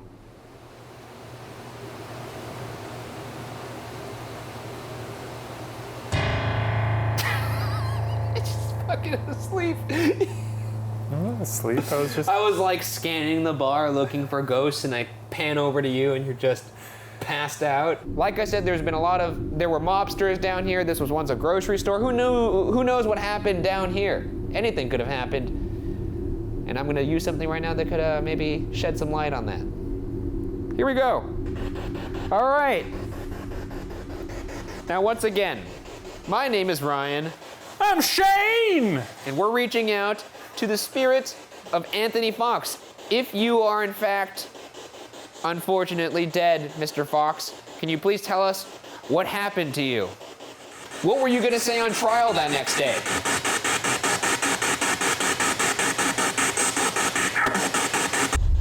Oh, I didn't like that one bit. No, I didn't. What the fuck was that? If that's you, Anthony, could you say that again?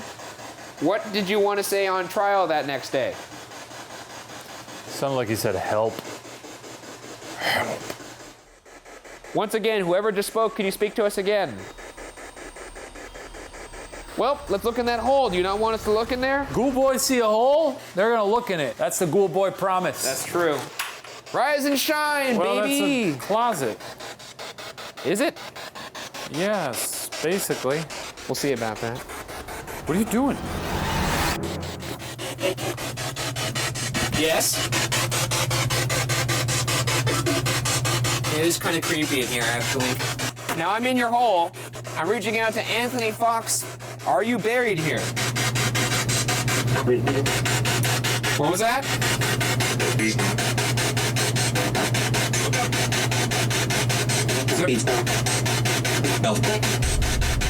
What happened in here? Why do people not like coming over here? Is it because it's a weird basement crawl space? I don't know. Turn off the light and shut the door. Gonna give you one more chance to talk to me on Spirit Box. This may help you speak. Here we go.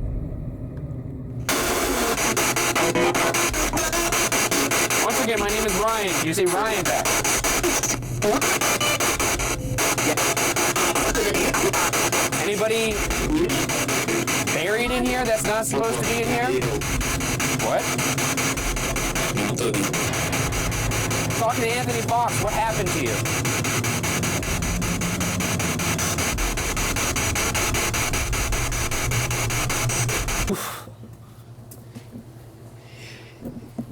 Don't try that at home, folks. It's gross.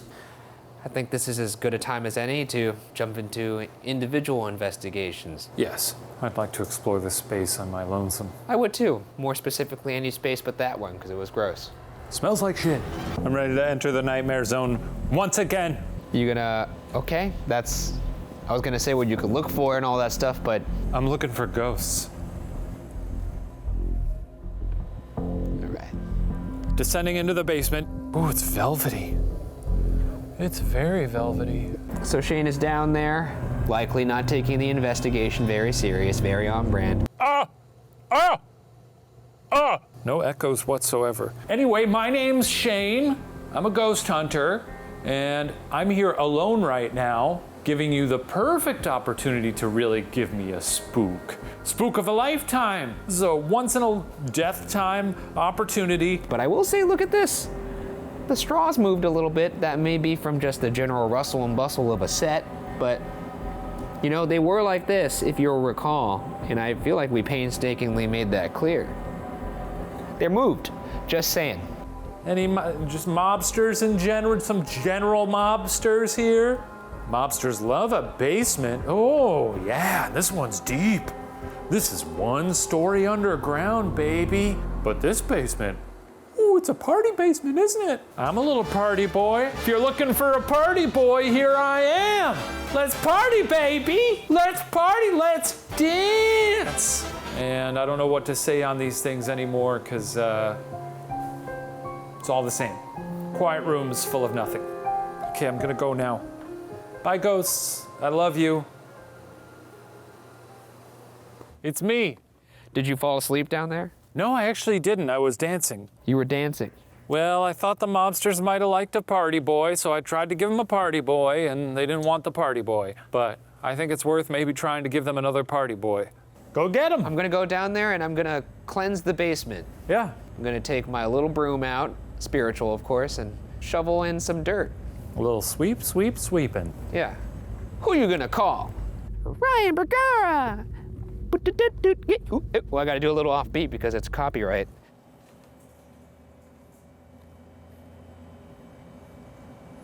Well, I hope he finds a ghost. There is an unsolved mystery associated with this place, and if you know anything about me, you know that that is my cup of tea, as they say. You're giving me the opportunity right now to solve a unsolved true crime case, as well as solve the mystery of ghosts. Frankly, I'm asking you right now to do me a favor. If you show yourself, you will make me the greatest detective overall, I would say, of all time. And look, I'm not a man to chase after glory, but I will say, I wouldn't mind having that on my mantle. You know, I've been antagonistic enough this whole time, this whole series. Now I'm just rooting for him. It's become very sad.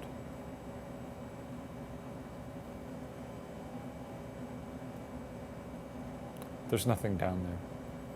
Shane said he did some dancing. Does that move look good right there? A little pelvic action? How about those moves, huh, ghouls? I hope he finds a ghost. I always do. Ideally, the ghouls walk up the stairs and Ryan's just, oh, he's passed out with fear in between them, and they're hauling him up here like he's had too many. And the ghouls just say, sorry, we scared your little buddy too much. And I'll say, don't worry about it. And then I'll say, delete this footage. The world can never know. Now I'm gonna talk to River Phoenix. River, I don't know if you ever spent any time down here in this part of the bar, but you honestly were one of my favorite actors. I think you were really talented, and it's a shame you're gone now. You have anything? What was that? River Phoenix? Thought I heard something behind me. Thought it was steps, but I guess not. Oh shit. Ah, fuck! I actually thought you were a voice screaming through the spirit box at first. I mean, I was a voice screaming through something. All right, let's get out of here. How'd it go down there? Can't really tell. You know how it is. Yeah, check your audio a little bit, maybe. Yeah, check your audio a little bit, maybe. Yeah, check your audio a little bit, maybe. Is there somebody opening something down there? Up here?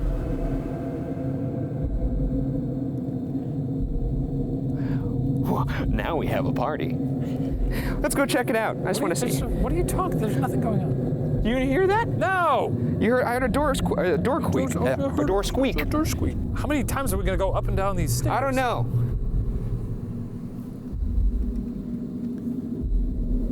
You heard that though, right? A door opened down here. No, I didn't hear a door open down here. Did someone open a door down here? Doesn't look like it. After spending the night exploring every darkened, shadowy corner of the infamous Los Angeles nightclub, I can certainly see why many believe the Viper Room to be haunted. But whether the dark, windowless building also holds within it the ghosts of the not-so-distant Hollywood past will remain unsolved. I think this place is finally cleansed after years of paranormal, but we've done it. That sentence right there communicates a severe misunderstanding of what we do. So, that being said, let's go back out into the mortal world and Viper bid room. this place adieu. It's been a treat. It certainly has. Holy smokes! What time is it? What the fuck? Do you imagine how weird we must look right now to the general public? It's okay, we're ghost hunters. Let's go get some breakfast. Okay, I'm gonna go eat some waffles. I think it's compelling. You don't think it's that I think compelling? it stinks. I think it's gonna split the audience.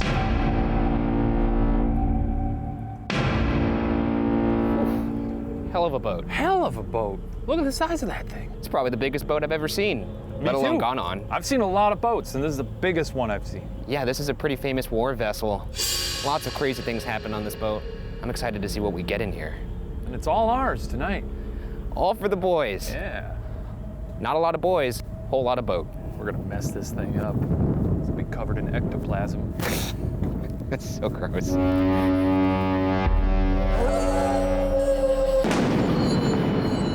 This week on BuzzFeed Unsolved, we investigate the USS Yorktown as part of our ongoing investigation into the question, are ghosts real?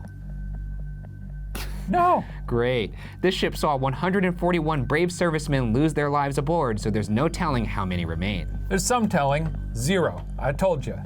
There's no one. They're dead. That was a rhetorical question. It wasn't meant for an answer. Oh, a little bit of fancy writing there. I already don't well, like the vibe you have with those glasses, I'll tell you. These are my glasses. Your little smarty pants glasses? They're my little smarty pants glasses. What happened to your Silver Lake clear frames? They're very small for my large head. That's and they true. make it feel like my brain is in a vice. Let's uncork this bad boy and find some ghosts. Yeah. Construction on the USS Yorktown began on December 1st, 1941, just 6 days before the US entered World War II after the attack on Pearl Harbor. She was only the 10th aircraft carrier to serve in the US Navy. The USS Yorktown was commissioned on April 15, 1943, and put under the command of Captain Joseph J. Clark. It would combat against Japanese forces for over 2 years, and for its distinguished record and services in World War II, the Fighting Lady would go on to receive 11 battle stars and a Presidential Unit Citation. In 1957, during the Cold War, the aircraft carrier was redesignated as an anti-submarine aircraft carrier. And from 1965 to 1968, the Fighting Lady would earn 5 battle stars for her service in Vietnam. Submarines? Yeah. I don't think so, pal. What? Sneaky. Too sneaky. You're gonna crawl underwater like a sneaky little snake and spit your little spitballs at people. You know what you sound like right now? Huh. You sound like one of those staunch redcoats What? from the American Revolutions, the one that were complaining about our guerrilla tactics. Yeah, frankly, But then we I weren't agree with walking them. up I to think the- we all should stand in lines In a single file line. and shoot each other until there's no one left. On December 27, 1968, the USS Yorktown traveled deep into the Pacific Ocean, where it had the honor of recovering the crew of Apollo 8, the first manned mission to orbit the moon. In 1970, the Fighting Lady was decommissioned and placed in reserve. And in 1975, the now 32-year-old aircraft carrier was brought to Charleston, South Carolina, to become the centerpiece for the Patriots Point Naval and Maritime Museum. There is a military saying that war is mostly waiting. So during those long days and weeks between battle, the USS Yorktown went from being a cold and impersonal battleship to a buzzing honeycomb of hallways where sea dogs and trade school boys lived and worked alongside the pilots known as glamour boys and their rear seat gunners called zoom pigeons. It is those very men we hope to make contact with tonight. In many ways, bear with me here. I want you to go along on this I ride. don't think I have any choice. So we have people in war, Yeah. and we've got ghost hunters. Okay, yep. Very one and the same when you think about it, because you and I sit around in rooms a lot where it's very silent, Yes. and we just stand there and wait. Except when the wait portion is done for us. It's you going, "Oh, we gotta go. It's the devil." You done? we don't have bullets flying over our head. The first location we'll visit, however, is a spot of tragedy. On March 18th, 1945, at approximately 3 p.m., a Japanese dive bomber unleashed a bomb on the right side of the signal bridge. 3 men were killed instantly, and 18 were wounded, 2 of which would die the next day. There's a plaque on the ship at the spot of impact to memorialize the event. Seeing as how I'm of half Japanese descent, this should certainly be interesting. Okay, this is creepy. I don't like this. You got the chilies? Well, the spot that we're standing at right now, this is where a Japanese dive bomber dropped a bomb, wounded 18 men, killed 5. For anybody that's here that may still remain from that fatal dive bombing, I could understand how you would think me the enemy. I will assure you, I'm not your enemy. I'm your friend. The war's over. It ended about 70 years ago. I promise He's a good guy. He's never done anything suspicious to me or seemed to want to bomb me in any way. If you don't show yourself, maybe you're just Racist? or afraid. Is it possible that I scare you? Well, this is such a winding route you're taking here. So you're... Ah! Why? My name is Ryan. I'm Shane. A good old Irish name. Well, also, while he's saying that, he's German. We got essentially the Axis powers over here. Think about that. What was that? Can you say that again? Who was that? Ooh, spooky. That sounded like the little girl from The Ring. Samara, are you here? You know what? These two. Could I? These two? I'm turning it off. Just a little silence It was here. a lady. The lady said these two. If there's anybody here that wants to communicate with us,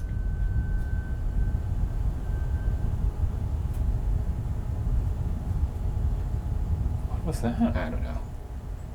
If there's anybody here that wants to communicate with us, show us a sign. How are you not more intrigued by that? You heard that. It could be boat sounds.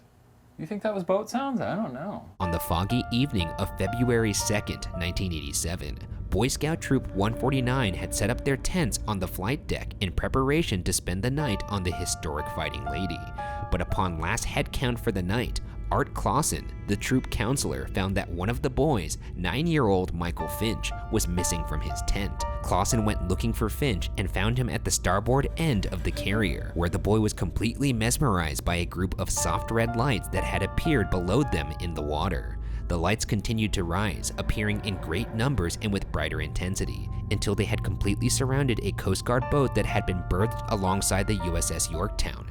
Clausen and Finch were soon joined by most of the remaining scout troop who had been disturbed by glowing red lights from their tents. In total, 18 people witnessed the occurrence. This is the largest recorded group to collectively experience a supernatural encounter on the ship. That's the dumbest story I've ever heard. How is that? I was in Boy Scouts. You can't trust a single one of them. Also, all Boy Scouts do, and little Cub Scouts, when they sit around fires and they tell ghost stories. Well, I mean, this is 18 people seeing something at the same time. I mean, one kid walked over to the edge of the boat, saw like some lights, turned out to be a boat. The other ones walked up to him, they're like, "What's that?" And he's like, "Oh, I saw him rise out of the water." And they were like, "Oh, you saw him rise out of the water? That's crazy. I can't wait to go home and tell all my friends this at school that I saw a real ghost boat on my trestle." So this is the area where red lights surrounded the USS Comanche, seemingly with no explanation.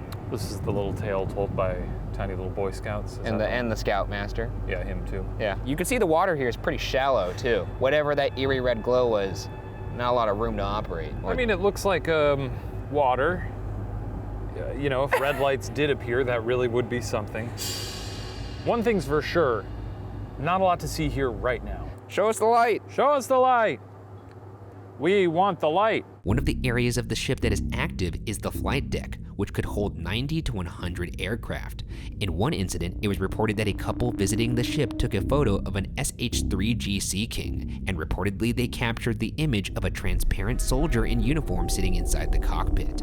This accounting is in line with another report that 2 men from a tour group told their guide late one night. As one man snapped photos around the flight deck, another put his hand out and said, quote, "It's cold over here," end quote. The other man responded, quote, "I got chills, but I didn't see anything. But I did take a few pictures, and I saw it," end all of a sudden, I just see this guy looking at him, kinda smiling. And right before that, I took another picture, right before it got there, and there was nothing there.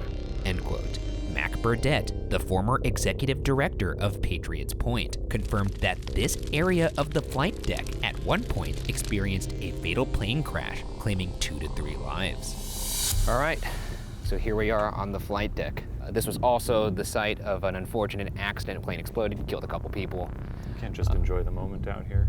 Well, I thought we'd just jump into the history. We got ghosts to find. People say they sometimes see the apparition of a pilot in that helicopter right there. So they see someone in here. You know, I could see how with the wind you would think you'd hear footsteps and whatnot up here. It's good. Yeah, there's a lot going on up here. If there's anything out here with us, please let us know you would like to communicate. You can make a noise, you could say something, you could move something, or you could also touch us. Maybe knock the hat off of this his stupid little noggin. Go on. Maybe someone really likes helicopters. Maybe one person really likes a helicopter. It's a very technical paranormal investigation technique I'm about to use. Eh, Did you hear something? it's just the wind. Oh, yeah. It's just the wind. Finally, for once you say it. Oh, I mean, look at where we're at. Yeah. Do you feel vibes here? What it is it's such a massive space that it's kind of almost impossible to really look at it all at the same time in terms of trying to find movement. That being said, I can also understand how people might think. They Because right saw now, things. like if you look over there, there's a lot going on over there. Why don't we walk over there? It's a little cockroach. You seen any ghosts up here, fella? Huh? What if we just think really, really hard? Boy, we'd love for someone to be in that cockpit. We close our eyes, we open them up. Yeah, that makes sense. It doesn't, but you know I feel like what? you're really grasping at straws this season for methods. Hey, you know what? You gotta try everything you can. You're right. It only has to work once. Envision him watching you, Why is he watching me? because it's creepy. Is he into this? I don't know. All right, we're gonna open our eyes and turn over there Ew, he's on licking 3. his lips. On 3. Okay. 1, 2. 3. Oh. Where's that dog coming from? Another spot of tragedy in the boat is the forecastle at the front of the ship, where an accidental explosion killed 3 men. So right now we're in the forecastle. In 1943, there was a landing malfunction. Plane rolled off the side, landed right there, killed 3 men. Yeesh. It seems like there's a history of death on this ship. You don't say, it is a warship. Yeah, but it seems like a lot of the injuries here are pretty like, oopsie, this rolled over. Whoops-a-daisy. For the 3 men that lost their lives here, is there anything that you wanted to say before your unfortunate accident? My name's Ryan, I'm Shane. and we're here just to learn what happened. So if you could help us out, that would be great. We just want to talk to you, but please show us a sign.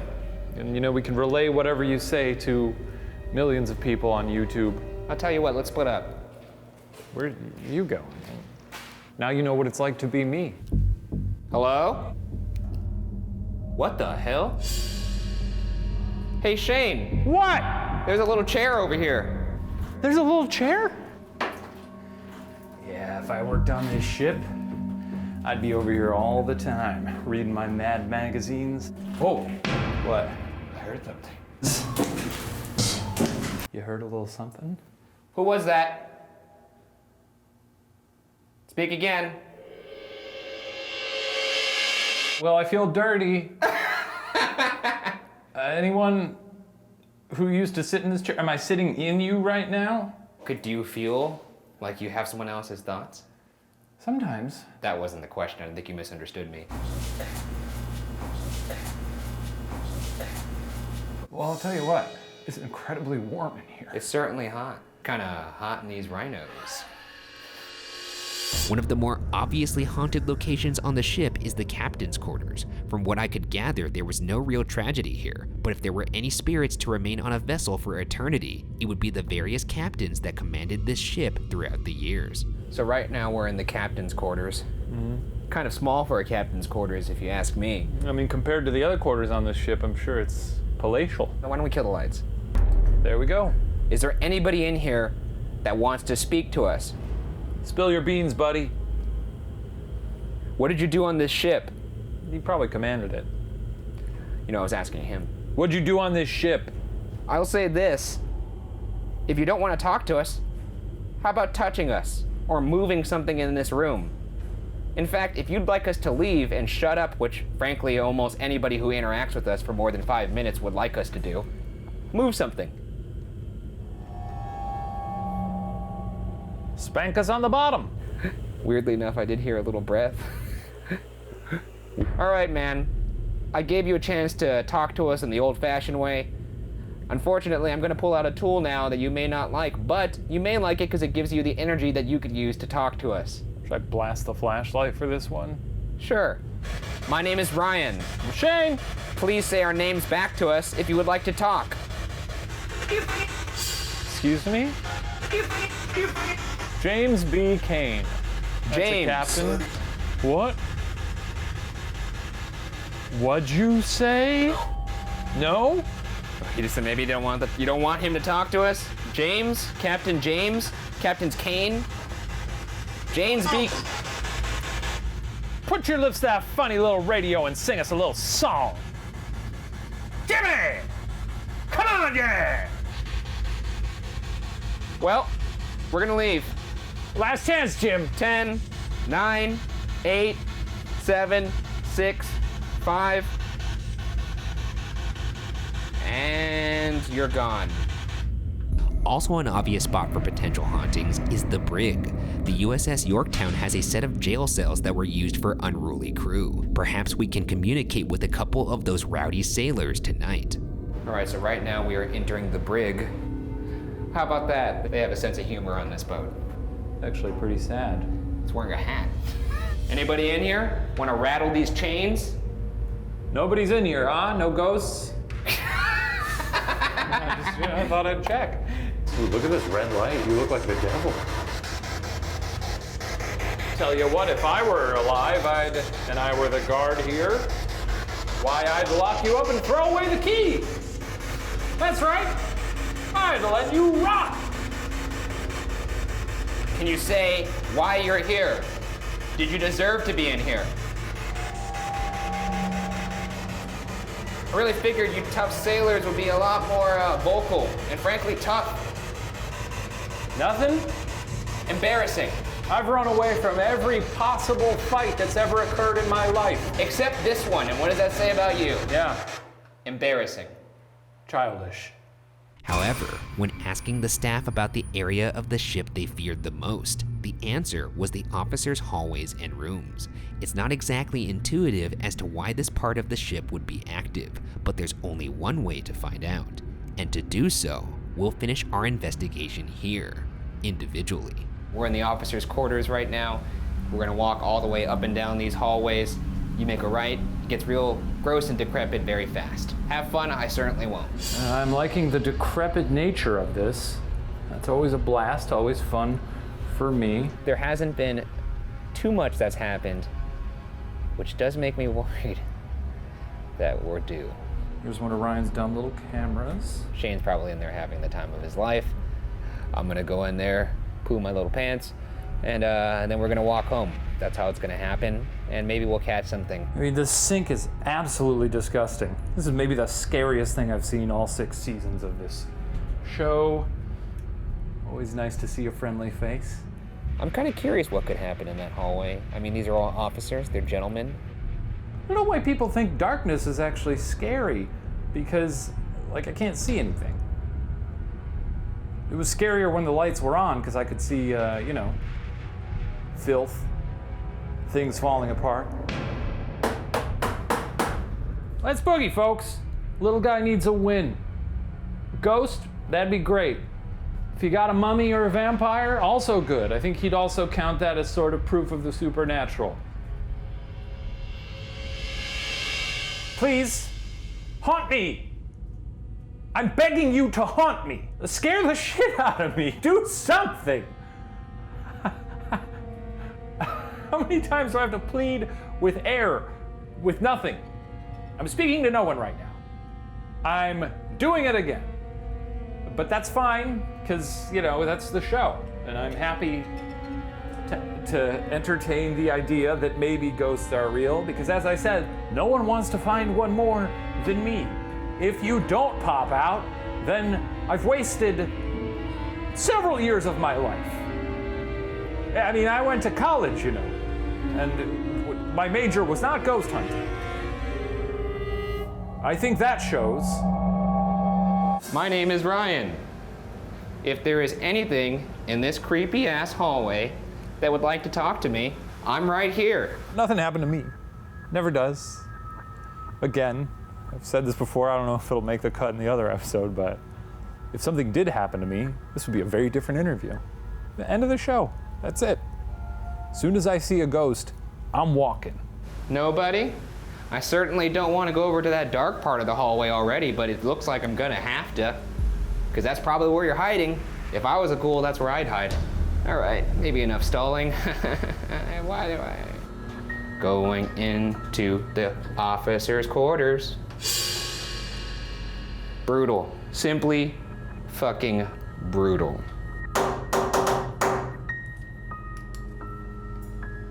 Is there anybody in here with me right now?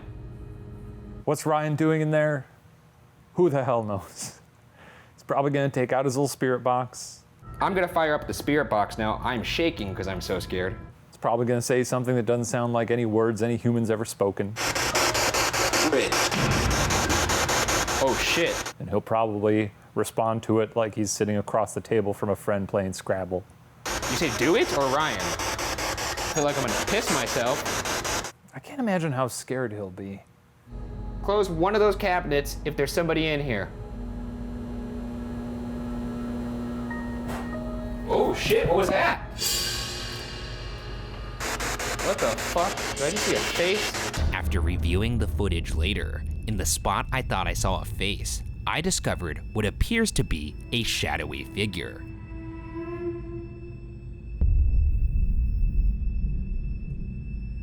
Is this an officer that used to patrol these quarters? I'm gonna disagree with you on that one. Just the dynamics of the light, where it's coming from. You're further back, it's catching the pipe.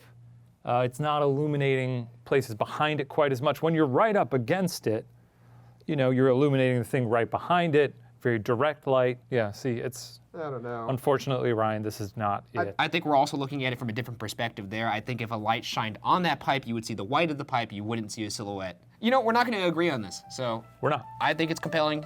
You don't think it's that I compelling? think it stinks. I think it's gonna split the audience. Boo! Okay, well, I'm glad you're mature about it. After more than 75 years, the USS Yorktown still stands, a floating memorial to those who lost their lives fighting for our country. And based on what we witnessed tonight, perhaps this decommissioned warship still has life yet. But whether or not the ship's lost sailors still patrol her decks remains unsolved.